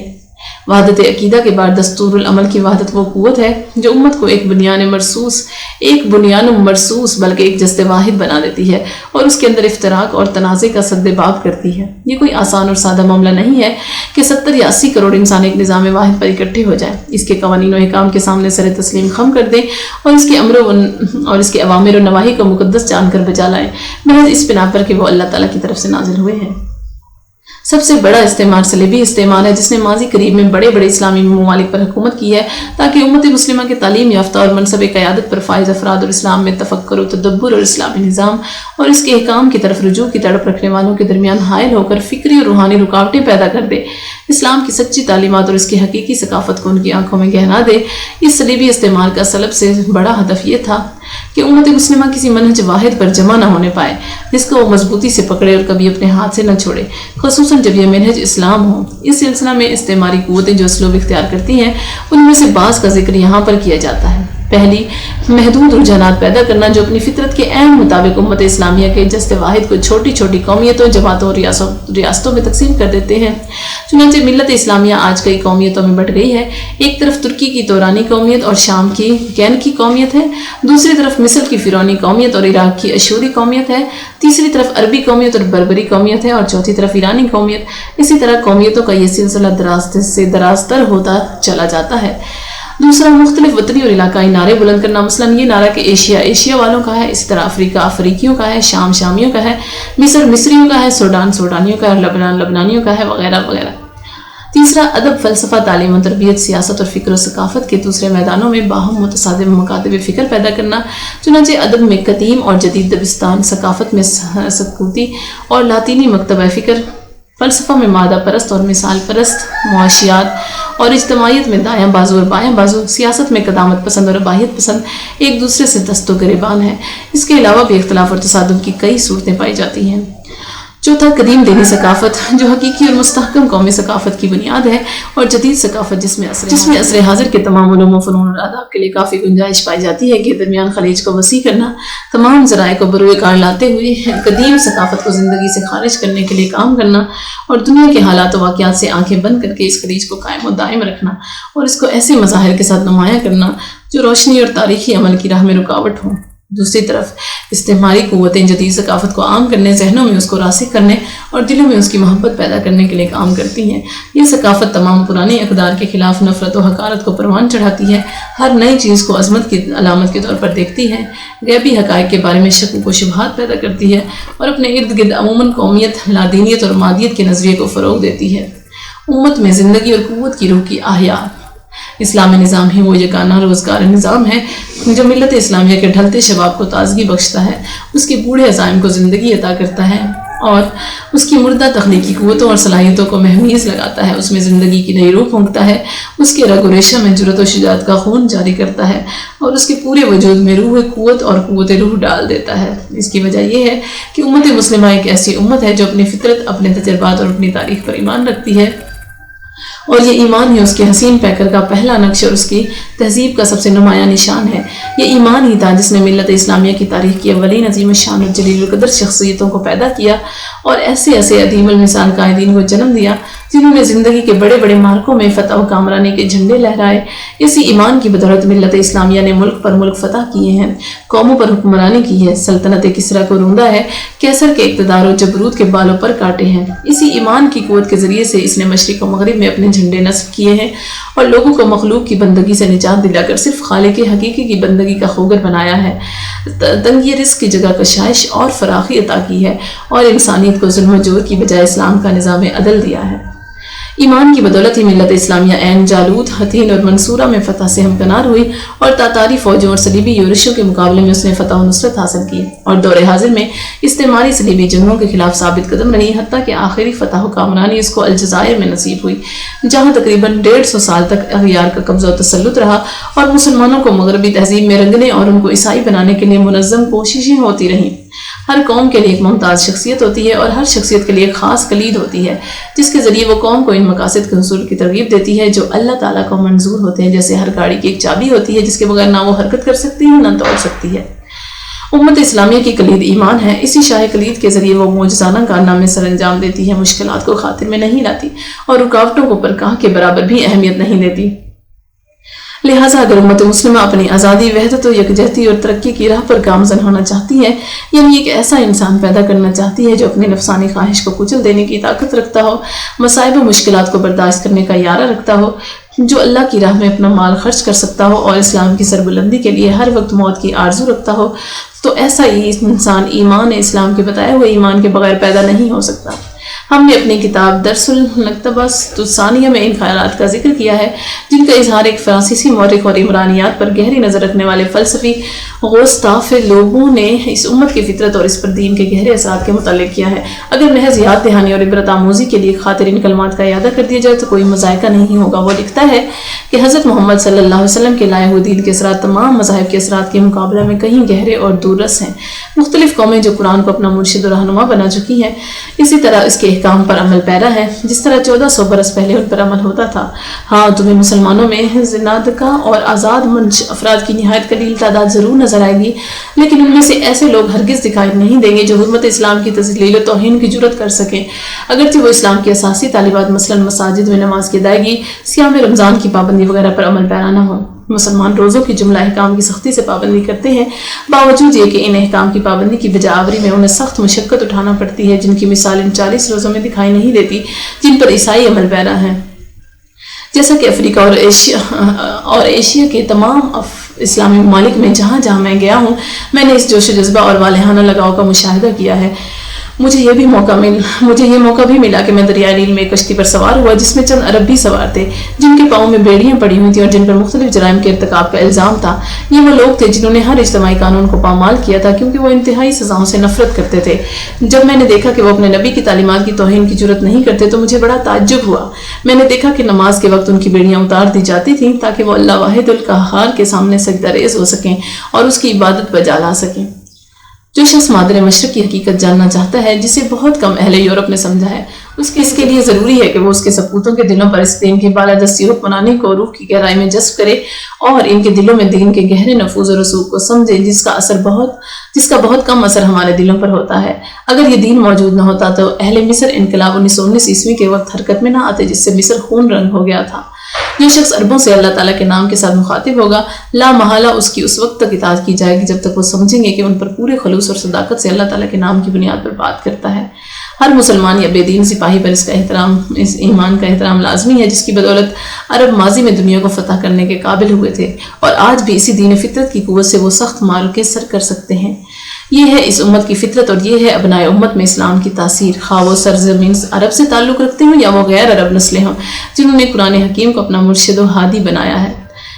کلیران مشرق قریب کے مسلم معاشروں اور ان کی معاشرت و ثقافت کے بارے میں رقم تراز ہے کہ دین اسلام ایک ایسا آئینہ ہے جس پر مختلف قوموں کے لیے روحانی اور ثقافتی اقدار کے نقوش بڑے جلی حروف میں ثبت ہیں۔ یہ جماعت کے لیے آنکھ کی پتلے کی مانند ہے جس میں وہ تمام حقائق نقش ہیں جن کا اہتمام اس امت کے سپرد کیا گیا ہے۔ پروفیسر ایلیسن نے تاریخی واقعات کی روشنی میں اس عمل کی توثیق کی ہے کہ خصوصاً ایشیائی قوموں کا استحکام رجوع الدین کا محتاج ہے۔ یہ رائے ابن خلدون کی اس رائے کے موافق ہے جس کا اظہار اس نے عربوں، ترکوں اور مشرق کی دوسری قوموں کے اندر دین و مذہب کی قوت تاثیر کے متعلق کیا ہے، کیونکہ ان کی رہبر اور رہنما اور ان کے پاسبان ان کی اپنی روح اور فطرت ہے۔ جو شخص اس امت کے ساتھ حیرت انگیز کارنامے سر انجام دینے، اس کے ساتھ خطرات میں کود جانے اور مارکوں کے اتھاہ سمندروں میں بے قدر کود پڑنے حضرت خالد بن ولید اور صلاح الدین ایوبی کا دور واپس لانے کا خواہاں ہے، اسے چاہیے کہ وہ اللہ تعالیٰ کے نام کے ساتھ ان سے مخاطب ہو، ایمان کی زمام ہاتھ میں لے کر ان کی قیادت کرے، قرآن مجید اور کلمہ توحید کے معلم اول حضرت محمد صلی اللہ علیہ وسلم کی قیادت کے جھنڈے تلے ان کو جمع کرے اور اسلام کے سنہری دور، اسلامی ورثہ اور نامور اسلامی شخصیتوں کے ساتھ ان کا رشتہ جوڑے۔ صرف اسی طریقے سے امت مسلمہ اپنی خصوصیات اور اپنے سرچشمہ کی پاکیزگی منکشف کر سکتی ہے، ایمان کی گہرائیوں کو جس پر جھوٹی اور نظر فریب تہذیب کی چکا چوندھ نے پردے ڈال رکھے ہیں ظاہر کر سکتی ہے، اور ان فضائل و اوصاف کو روشن کر سکتی ہے جن پر غیر اسلامی مذاہب اور نظام ہائے زندگی کے عمل دخل کی وجہ سے زنگ کی تہیں جم گئی ہیں، جنہوں نے امت مسلمہ کو اس کے اصل راستے سے منحرف کر دیا ہے اور حیرت اور خلا میں سرگردان چھوڑ دیا ہے۔ آج امت مسلمہ کو خون خوار اور طامع و حریص عالمی صہیونیت کا سامنا ہے، جس کی پشت پناہی وہ مشرقی اور مغربی استعماری قوتیں کر رہی ہیں جنہوں نے اسرائیل نامی ریاست قائم کرنے میں اس کی مدد کی تھی۔ لہٰذا امت مسلمہ کے لیے اشد ضروری ہے کہ وہ اپنے پوشیدہ دفینوں اور اپنی جمع شدہ قوتوں کو انگیخت کرے اور اپنی تمام روحانی صلاحیتوں کو بروئے کار لائے تاکہ وہ اپنے دشمنوں کی آنکھوں میں آنکھیں ڈال سکے اور کلمہ ایمان اور نداء اسلام کے سوا کوئی چیز اس جذبہ و ولولہ کے لیے مہمیز کا کام نہیں کر سکتی۔ فردید فرائڈ دور قائم جون دیوری کی تصنیفات اور کارل مارکس، لینن اور ماؤ کی تحریریں ہماری امت کے دل کے کسی تار کو جنبش نہیں دے سکتی، اور نہ ہمارے وجود کے کسی رگ میں ان کے ذریعے کوئی ارتعاش پیدا ہو سکتا ہے، نہ ان کی وجہ سے کوئی متکبر اپنی انانیت سے دستبردار ہو سکتا ہے، نہ کوئی کاہل فرد اپنی کاہلی کو دور کر سکتا ہے، اور نہ کوئی بے حیا اپنے مسخرہ پن کو ترک کر سکتا ہے۔ یہ تحریریں نہ کسی سپاہی کو پیش قدمی کے لیے متحرک کر سکتی ہیں اور نہ کسی لشکر کی رہنمائی کر کے اس کو فتح و نصرت سے ہمکنار کر سکتی ہیں، لیکن اللہ اکبر، لا الہ الا اللہ، محمد رسول اللہ، یا حبیب یا ریاح الجنہ کے روح پرور کلمات دلوں میں جادو کا کام کرتے ہیں، ان میں مقناطیسی تاثیر پیدا کرتے ہیں اور بڑے بڑے مارکوں میں قوت کے توازن کو بدل دیتے ہیں۔ عین جالوت کی فتح کے پیچھے وسلام کا نعرہ کار فرما تھا۔ جہاد رمضان میں کلمہ اللہ اکبر ایک بہت بڑا عامل تھا جس کو مصری فوج نے اپنا شعار بنا لیا تھا۔ یہ ایک ایسا طاقتور عامل تھا جس کی قوت سے مصری فوج نے خاطف کو عبور کر لیا، خط بارلیف کو توڑ ڈالا اور شکست و ہزیمت کو اس فوج کا مقدر بنا دیا جس کو ناقابل تسخیر سمجھا جاتا تھا۔ کلمہ اسلام ہمیشہ مسلمانوں اور اس کے دشمنوں کے درمیان ہر فیصلہ کن مرحلہ و مارکہ میں فتح و نصرت کا راز رہے گا۔ اسلام کی طرف رجوع آب حیات ہے جو امت کے جسد مردہ میں اثر نو تازہ روح پھونکتا ہے، اس کے اعضاء و جوارے میں صحت و تندرستی اور قوت پیدا کرتا ہے جو اسے ان مہلک بیماریوں کے خلاف قوت مدافعت ادا کرتی ہیں جنہیں اس کے دشمن پھیلا رہے ہوتے ہیں۔ رجوع الاسلام ہر فساد اور بگاڑ کی اصلاح کر کے اس امت کو ایک دوسری زندگی بخشتا ہے اور نئے سرے سے تاریخ کی باغیں اس کے ہاتھ میں دے دیتا ہے۔ حقیقت میں یہی وہ چیز ہے جس سے ملت اسلامیہ کے دشمن خوف زدہ ہیں اور جس کے متعلق انہیں ہزاروں تشویشیں لاحق ہیں اور ہمیشہ رہیں گی۔ دشمنان اسلام ہمیشہ لادین اور مادہ پرست کی عادتیں پیدا کرنے میں ایک دوسرے کی ہم رکاب رہے ہیں اور ہمیشہ ایک دوسرے سے تعاون کرتے رہیں گے جو امت مسلمہ کو ان کی شاہراہ دین سے منحرف کر دے اور اس کو اس کے منبع قوت سے دور لے جائیں۔ ان کی عادتوں کو ابھارنے کے بعد ان کو فکری غذا مہیا کرنے میں بھی یہ اعداء اسلام ایک دوسرے کے دوش بدوش کام کرتے ہیں۔ چنانچہ یہ تحریکات اور رجحانات لبرالیت اور اشتراکیت بلا واسطہ یا بالواسطہ سب استعمار اور صہیونیت کی پیداوار ہیں۔ لورنس براؤن اپنی کتاب میں جو 1944 میں شائع ہوئی صریح الفاظ میں کہتا ہے کہ ہم مختلف قوموں سے خوف زدہ ہیں، لیکن تحقیق و تجربے کے بعد اس طرح کے کسی خوف کا کوئی جواز نہیں پایا جاتا ہے۔ ہم یہودی خطرے، جاپان اور چین کے زرد خطرے اور بلشوک خطرے سے خوف کھاتے رہے۔ خبردار، یہ سارا خوف اس خطرے کے موافق نہیں جو ہمارے تخیل میں تھا۔ ہم نے بلا شک کمیونسٹوں کو اپنا حلیف پایا۔ جہاں تک زرد قوموں کا تعلق ہے وہاں بڑی بڑی جمہوری حکومتیں اس خطرہ کے راستے میں رکاوٹ بنی ہوئی ہیں، لیکن حقیقی خطرہ تو اسلامی نظام اور اس کی قوت میں پوشیدہ ہے جو اس کو وسعت بخشتا ہے اور دلوں کو فتح کرتا ہے۔ یہ تمام یورپی استعماری قوتوں کے مقابلے میں ایک سیسا پلائی ہوئی دیوار کی طرح ہے۔ اسی طرح مصنف موصوف اسلامی نظام میں ایک پوشیدہ قوت دیکھتا ہے، اگرچہ اس کے پیروکار ضعف و کمزوری اور باہمی افتراق و انتشار کا شکار ہے، اور یہ وہ قوت ہے جس کے خطرہ نے یورپی استعمار کا چین غارت کر دیا ہے، اور یہ ایک ایسا خطرہ ہے جسے اہمیت دینا ضروری ہے۔ دوسرے جن خطرات سے استعماری قوت خوفزدہ ہے وہ حقیقی خطرات نہیں ہیں۔ ان موہوم خطرات میں یہودی خطرہ، کمیونزم کا خطرہ اور چینی خطرہ بھی شامل ہے، لیکن حقیقی خطرہ تو اسلامی نظام میں پوشیدہ ہے۔ ایک برطانوی مستشرق پروفیسر منٹگمری واٹ نے لندن کے روزنامہ ٹائمز میں 8 مارچ کو ایک مقالہ لکھا ہے جس کے آخر میں وہ کہتا ہے کہ جس وقت امت مسلمہ کو اسلام کا دفاع کرنے والا ایک مناسب قائد میسر آ گیا تو اس بات کا پورا امکان موجود ہے کہ یہ دین دنیا میں ایک بار پھر ایک عظیم الشان سیاسی قوت بن کر ظہور پذیر ہو۔ اس کے بعد وہ اس کلک اور تکلیف پر آنسو بہاتے ہوئے آگے بڑھتا ہے اور اپنے مستشرق شاگرد سے جب کی بات کی تصدیق کرتے ہوئے کہتا ہے، جیسا کہ سرہ ملتون جب نے کہا ہے، جہاں تک ایک احتمال موجود ہے اور مغربی دنیا کے لیے حکمت اس میں ہے کہ اس احتمال کو معمولی نہ سمجھے، خبردار وہ احتمال ہے ایک عالمگیر قوت کی حیثیت سے اسلام کا نئے سرے سے ظہور۔ ہو سکتا ہے پروفیسر واٹ اس تحریر کی طرف اشارہ کرنا چاہتا ہو جو ہاملتون جب نے اپنی کتاب کس کا رخ کس طرف ہے کہ مقدمہ کے شروع میں لکھی ہے۔ یہ تحریر مغربی دنیا کو ایک طرف کی تنبیہ ہے کہ وہ چوکنا رہے اور اپنے منصوبوں کو مستحکم کرے۔ یہ تنبیہ ان الفاظ میں صاف اور واضح طور پر محسوس کی جا سکتی ہے کہ اگرچہ سرکاری لحاظ سے وحدت اسلامی دم توڑ چکی ہے، قومیتوں کی ثقافتیں درسگاہوں میں اپنی جگہ بنا چکی ہیں، معاشرتی امتیازات واضح ہو کر سامنے آ چکے ہیں، دینی ثقافت مسلمانوں کی ایک قلیل تعداد میں محصور ہو چکی ہے، لیکن ان ساری خرابیوں کے باوجود دینی ادارے ہمیشہ سے قائم ہیں۔ قرآن کے حفاظ بھی اسی طرح تیار ہو رہے ہیں جو قرآن کی تعلیم دے رہے ہیں، کیونکہ ان کی تعداد میں کمی نہیں آئی اور مسلمانوں کی فکر پر قرآن کی آیات کا سحر اور اس کی تاثیر کمزور نہیں پڑی۔ اکثر حضرت محمد صلی اللہ علیہ وسلم کی شخصیت کی تقدیس اور ان کا ذکر تمام مسلمانوں میں ایک جوش و ولولہ ابھارتا ہے، اگرچہ ان کے مختلف گروہوں میں جدید اسلامی تحریک کے اہم خد و خال کے بارے میں اختلاف پایا جاتا ہے۔ اس کے بعد جب مغربی دنیا کو بیدار اور ہوشیار کرنے کے لیے لکھتا ہے کہ اسلامی تحریکیں اپنی فطرت کے عین مطابق حیرت انگیز صورت کے ساتھ پروان چڑھ رہی ہیں اور خوف و دہشت کا موجب بنی ہوئی ہیں، یہ تحریکیں اچانک پھوٹ پڑتی ہیں قبل اس کے کہ ان پر کڑی نگاہ رکھنے والے ان کی ایسی علامات کا سراغ لگا سکیں جو ان کے متعلق ان کے دلوں میں کوئی شک پیدا کر سکیں۔ چنانچہ اسلامی تحریکوں کے پاس صرف قیادت کی کمی ہے اور انہیں صرف ایک دوسرے صلاح الدین ایوبی کی ضرورت ہے۔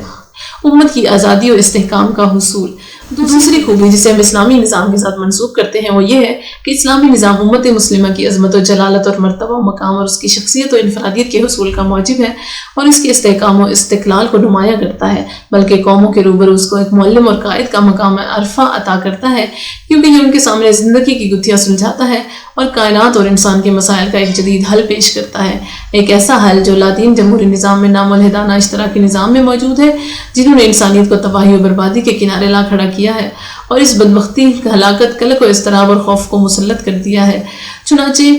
انسانیت کی رات دہشت کے سائے میں بسر ہوتی ہے اور صبح اس کی آنکھ خوف و ہراس کی فضا میں کھلتی ہے، شام پڑتی ہے تو اضطراب اس کو گھیر لیتا ہے اور نیند میں وہ پریشان کن خوابیں دیکھتی ہے۔ صرف اسلام ہی وہ دستور حیات ہے جو روح اور مادہ، دین اور دنیا کا حسین امتزاج پیش کرتا ہے، فرد و سوسائٹی کے درمیان توازن قائم کرتا ہے اور وجدان اور عقل کے درمیان عدل پیدا کرتا ہے، کالے اور گورے کے درمیان مساوات اور انسان کے درمیان اخوت قائم کرتا ہے۔ یہ نظام امت کو ایک ایسا مشن دیتا ہے جس کا سرچشمہ اس زمین سے ماورا ہے، ایک ایسا مشن جو بالخصوص اپنے معاشرے میں نفاذ اسلام اور ساری کائنات کے سامنے اس کی تبلیغ کا بار گراں اٹھائے ہوئے ہیں۔ اللہ تعالیٰ نے اس امت کو اس لیے پیدا نہیں کیا کہ وہ دوسری قوموں کی طفیلی اور دست نگر بن کر رہے، اس کو اللہ تعالیٰ نے اس لیے بھی پیدا نہیں کیا کہ وہ ایک سمندری مونگے کی طرح اپنے آپ کو اپنی ذات میں ہی محسوس کر لے، بلکہ امت مسلمہ کو بنی نوع انسان کے نفع اور ان کی ہدایت کے لیے برپا کیا گیا ہے۔ اس کا فرض منصبی اولاً اللہ تعالیٰ کے احکام کو عملاً نافذ کر کے ان پر حجت قائم کرنا اور ثانیاً ان کے سامنے اس کی تبلیغ کرتا ہے۔ اللہ تعالیٰ ارشاد باری تعالیٰ ہے، کنتم خیر امت اخرجت للناس تأمرون بالمعروف وتنہون عن المنکر وتؤمنون باللہ، تم ایک بہترین امت ہو جسے لوگوں کی ہدایت کے لیے پیدا کیا گیا ہے، تم نیک کاموں کی تلقین کرتے ہو اور برے کاموں سے روکتے ہو اور تم خود اللہ پر ایمان لاتے ہو۔ یہ وہ امت نہیں ہے جو عمدہ اور ناکارہ جڑی بوٹیوں کی طرح خود بخود پیدا ہو گئی ہو، بلکہ اسے اللہ تعالیٰ نے پیدا کیا ہے اور ایک مقصد کے لیے اس کو برپا کیا ہے، اور یہ مقصد ہے امر بالمعروف اور نہی عن المنکر کے ذریعے انسانیت کا رشتہ اللہ تعالیٰ سے جوڑ کر اس کی فلاح و بہبود۔ کذالک جعلناکم امۃ وسطا لتکونوا شہداء علی الناس ویکون الرسول علیکم شہیدا، اور اسی طرح ہم نے تمہیں ایک امت وسط بنایا ہے تاکہ تم لوگوں پر گواہ بنو اور رسول تم پر گواہ ہوں۔ ہر غیر اسلامی نظام جو ہم ادھر ادھر سے درآمد کرتے ہیں ہمیں انسانیت کی امامت و قیادت اور شہادت حق کے اعلیٰ اور منصب سے محروم کر دے گا، بلکہ وہ ہماری آزادی اور استحکام ہی کا خاتمہ کر دے گا اور ہمیں دوسری قوموں کا دست نگر اور تابع محمل بنا دے گا۔ کیا دینی، عقلی اور عرفی اعتبار سے کسی غیر اسلامی نظام کو قبول کرنے کا جواز موجود ہے، جبکہ ہمارے پاس انسانیت کی مشکلات کو حل کرنے کے لیے ایک عظیم الشان نظام موجود ہے؟ جب اصحاب دولت و ثروت کشکول گدائی ہاتھ میں اٹھا لیتے ہیں تو اخلاق کی نگاہ میں وہ مضمون ٹھہرتے ہیں اور قوانین ان کو سزا دیتے ہیں۔ لہٰذا ہمارے لیے اخلاقی اور قانونی اعتبار سے اغیار بلکہ دشمنوں سے اپنی مشکلات کے حل کے لیے درویزہ گری کی گنجائش کہاں رہ جاتی ہے، جبکہ ہمارے اپنے پاس کتاب اللہ اور رسول اللہ صلی اللہ علیہ وسلم کی اسوہ حسنہ اور وسیع فکری اور تشریعی ورثہ پر مبنی بہترین نظام موجود ہے۔ مشہور شاعر متبدی نے کیا سچ کہا ہے؟ ایک آزمودہ اور باراور نظام۔ اسلامی نظام وہ نظام ہے جس کو امت مسلمہ آج سے پہلے بھی آزما چکی ہے، چنانچہ اس نے نمایاں نتائج برآمد کیے ہیں، فقید المثال کامیابی حاصل کی ہے، اور اس اسلام کی فرمانروائی میں سکون و اطمینان، عدل و انصاف اور استقرار و استحکام نصیب ہوا ہے۔ اس نظام کی برکت سے اللہ تعالیٰ نے امت مسلمہ کو افلاس سے نجات دلائی، خوف کی جگہ اس کو امن عطا کیا، ذلت و رسوائی سے نکال کر عزت و وقار کا نور عطا کیا، اور امت مسلمہ انتشار و افتراق کی آگ سے نکل کر اس بابرکت نظام پر جمع ہو گئی، عداوت اور حسد و کینہ سے پاک ہو کر ایک رشتہ اخوت میں منسلک ہو گئی۔ جو شخص ان حقائق کا انکار کرتا ہے وہ دراصل تاریخ کو جھٹلاتا ہے، واقعات کی نفی کرتا ہے، اللہ کی نعمت کتاب اللہ کی عنایات کا انکار کرتا ہے، جن میں اہل ایمان پر اللہ تعالیٰ کے عظیم احسانات کا واضح تذکرہ پایا جاتا ہے۔ لقد من اللہ علی المؤمنین اذ بعث فیہم رسولا منہم یتلو علیہم آیاتہ ویزکیہم ویعلمہم الکتاب والحکمت وان کانوا من قبل لفی ضلال مبین۔ بلا شبہ اللہ تعالیٰ نے اہل ایمان پر بہت بڑا احسان کیا، اس نے ان کے درمیان انہی میں سے ایک رسول اٹھایا جو انہیں اس کی آیات سناتا ہے، ان کا تزکیہ کرتا ہے اور ان کو کتاب اور دانائی کی تعلیم دیتا ہے، حالانکہ اس سے پہلے یہ لوگ کھلی کھلی گمراہیوں میں مبتلا تھے۔ وَاعْتَصِمُوا بِحَبْلِ اللَّهِ جَمِيعًا وَلَا تَفَرَّقُوا وَاذْكُرُوا نِعْمَةَ اللَّهِ عَلَيْكُمْ إِذْ كُنْتُمْ أَعْدَاءً فَأَلَّفَ بَيْنَ قُلُوبِكُمْ فَأَصْبَحْتُمْ بِنِعْمَتِهِ إِخْوَانًا وَكُنْتُمْ عَلَى شَفَا حُفْرَةٍ مِّنَ النَّارِ فَأَنقَذَكُم مِّنْهَا كَذَلِكَ يُبَيِّنُ اللَّهُ لَكُمْ آيَاتِهِ لَعَلَّكُمْ تَهْتَدُونَ۔ اور سب مل کر اللہ کی رسی کو مضبوطی سے پکڑ لو اور تفرقہ میں نہ پڑو، اور اللہ کی اس نعمت کو یاد کرو جو اس نے تمہیں عطا کی۔ جب تم ایک دوسرے کے دشمن تھے تو اس نے تمہارے دلوں میں محبت ڈال دی اور تم اس کے احسان کی بدولت بھائی بھائی بن گئے۔ تم آگ کے گڑھے کے کنارے کھڑے تھے تو اللہ نے تمہیں اس کے اندر گرنے سے بچا لیا۔ اس طرح اللہ اپنی نشانیاں تمہارے سامنے روشن کرتا ہے شاید کہ تم ہدایت پا سکو۔ اسی طرح عرب قوم اپنے عقائد، اخلاق اور طبقات کے اعتبار سے ہلاکت اور تباہی و بربادی کے کنارے کھڑی تھی کہ اللہ تعالیٰ نے اسے اسلام کی بدولت ہلاکت سے بچا لیا، گمراہی سے نکال کر ہدایت عطا کی، جہالت کی جگہ علم کی روشنی دی، عصبیتوں کے علاوہ کی بجائے بھائی چارے کا گھنا اور ٹھنڈا سایہ مہیا کیا، انتشار اور بدامنی کی جگہ ایک نظام دیا۔ مختصراً الفاظ میں یوں کہا جا سکتا ہے کہ تاریکی سے نکال کر نور کی دولت سے بہرور کیا۔ ایک تابعی مفسر قرآن حضرت قتادہ بن دعامہ وَكُنْتُمْ عَلَى شَفَا حُفْرَةٍ مِّنَ النَّارِ فَانْقَذَكُم مِّنْهَا کی تفسیر بیان کرتے ہوئے لکھتے ہیں کہ یہ عرب کا ایک قبیلہ تھا جو سب سے زیادہ بے وقت اور کمزور تھا، اس کی زندگی اسرت و شکاوت کا شکار تھی، اس کی گمراہی نمایاں تھی، اہل قبیلہ کے جسم ننگے اور بے پیٹ بھوکے تھے،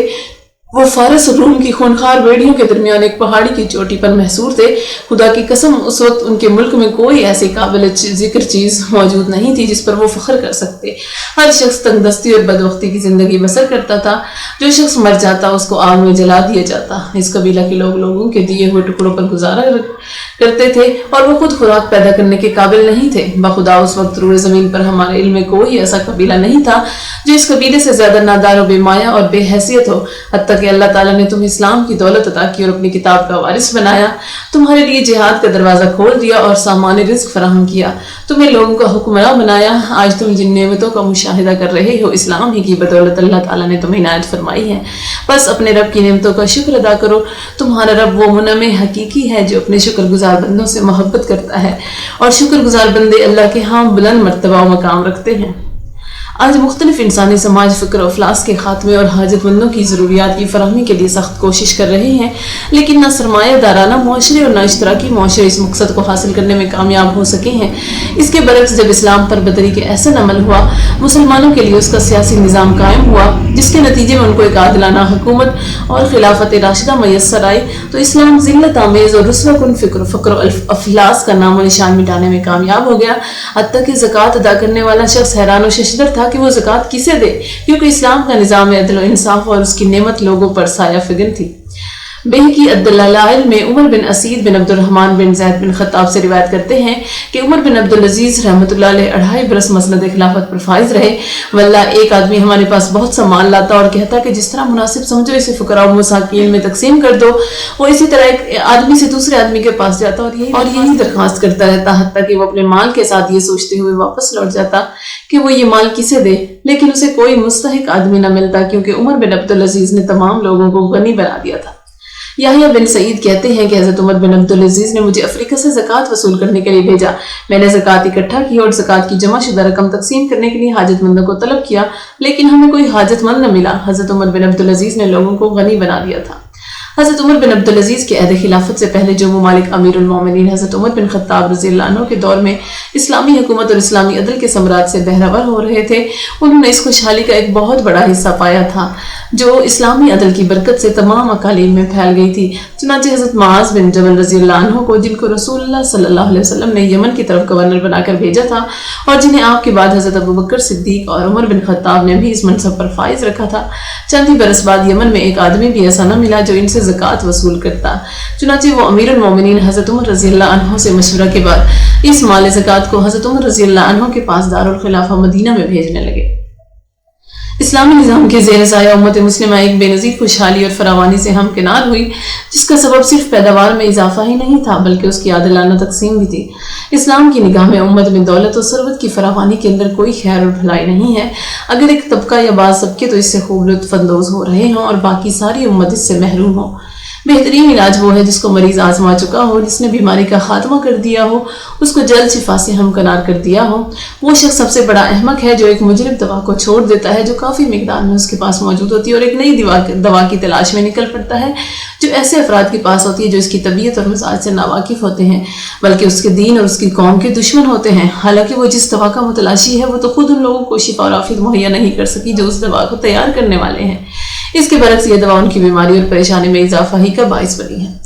بلا شبہ غیر اسلامی نظام ہائے زندگی، خواہ وہ سرمایہ دارانہ نظام ہو یا اشتراکی نظام، اپنے ماننے والوں کے لیے زندگی کی آسودگی اور خوشحالی کا سامان پیدا نہیں کرتے۔ ان نظام ہائے زندگی کے علمبردار گاہے بگاہے ان کے اندر تبدیلیاں لاتے رہتے ہیں اور ان میں ترمیم و اضافہ کرتے رہتے ہیں۔ کل وہ جس چیز کو ایک اٹل حقیقت سمجھتے تھے آج اس کو ختم کر رہے ہوتے ہیں۔ سائنٹیفک مارکسی اشتراکیت خصوصاً اس صورتحال سے دوچار رہتی ہے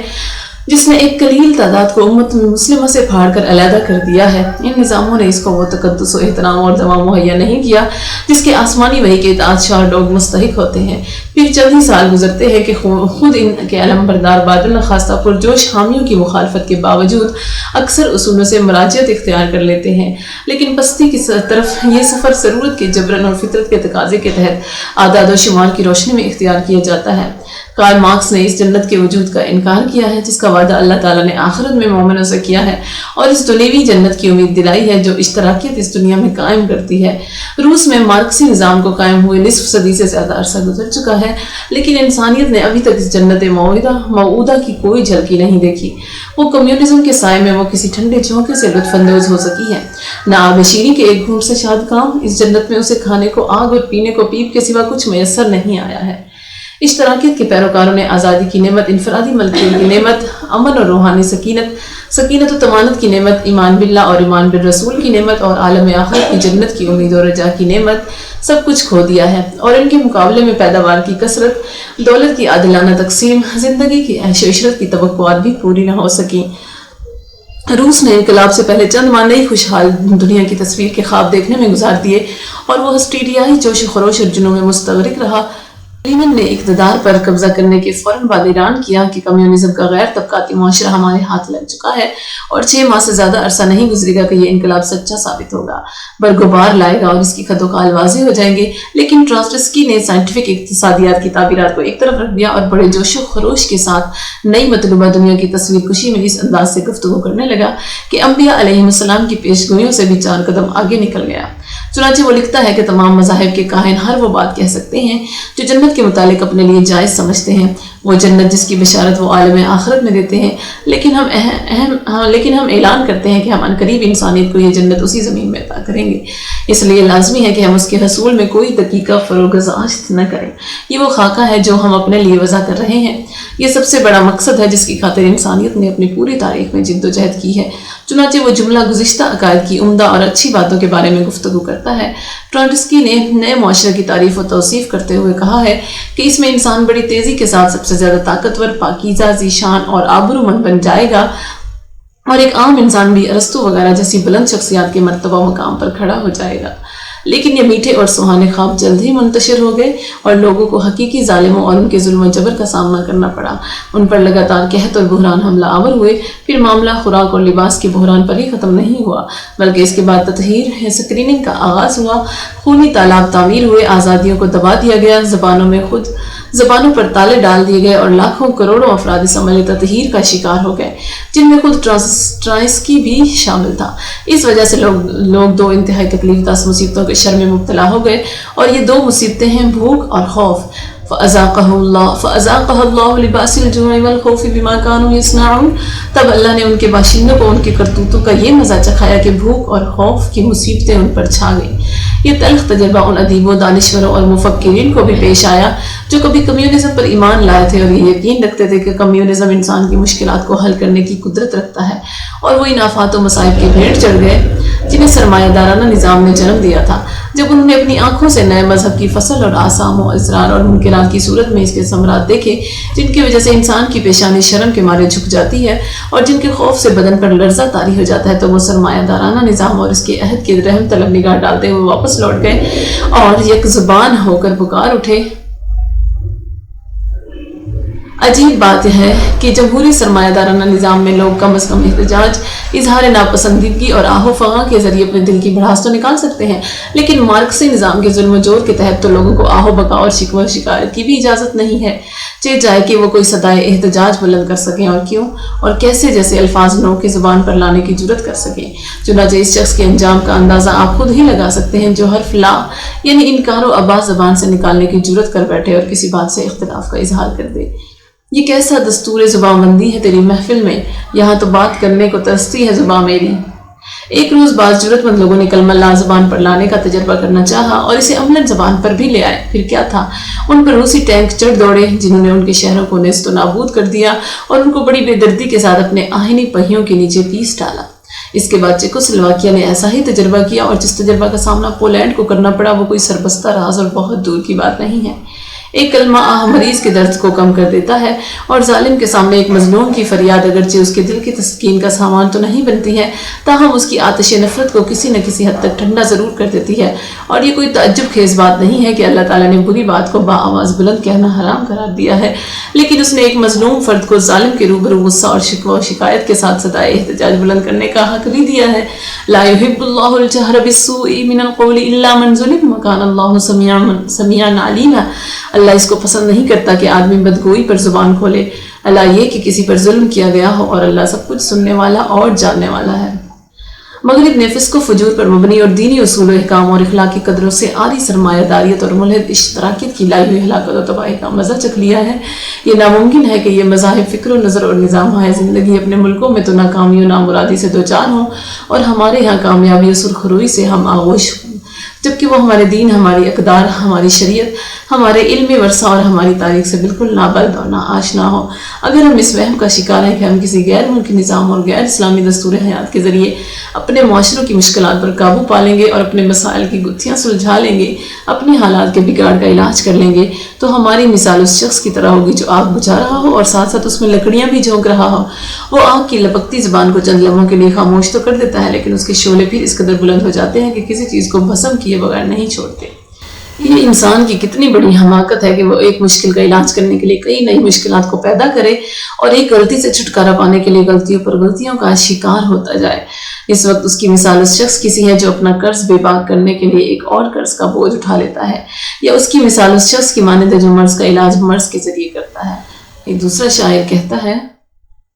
امت مسلمہ کی مشکلات کا واحد مجرب حل صرف اسلام ہے۔ اسلام کے سوا کوئی نظام ہمارا درد کا مداوا نہیں ہے۔ ہم اسلامی کے ذریعے اپنے دین، اپنی عزت و آبرو، اپنے اموال، اپنے اخلاق اور اپنی روایات کا تحفظ کر سکتے ہیں۔ جس طرح اس نظام کی برکت سے ہم اپنے رب کی خوشنودی حاصل کرتے ہیں، اسی طرح اس کی بدولت ہم اپنی دنیا اور اپنے قلوب و اذہان کو بھی فروغ اور جلا دیتے ہیں۔ اسلام کی وجہ سے ہم اپنے ماضی سے وابستہ رہتے ہیں، اور جس طرح ہم اپنے مستقبل سے لا تعلق نہیں ہوتے، اسی طرح ہم اپنے حال سے بھی اغماض نہیں برتتے۔ یہ ایک ناگزیر نظام ہے، ایک عادلانہ نظام ہے، ایک فقید المثال نظام ہے، کیونکہ اسے اللہ تعالیٰ نے اپنے بندوں کے لیے دستور اور لائحہ عمل بنایا ہے، اور اسی کے ذریعے ہمیں اپنی مادی اور روحانی بیماریوں کا علاج اور اپنے مسائل کا مداوا کرنے کا حکم دیا ہے۔ وَمَنْ أَحْسَنُ مِنَ اللَّهِ حُكْمًا لِقَوْمٍ يُوقِنُونَ، اور اللہ پر یقین رکھنے والے لوگوں کے نزدیک اللہ سے بہتر حکم کرنے والا اور کون ہو سکتا ہے۔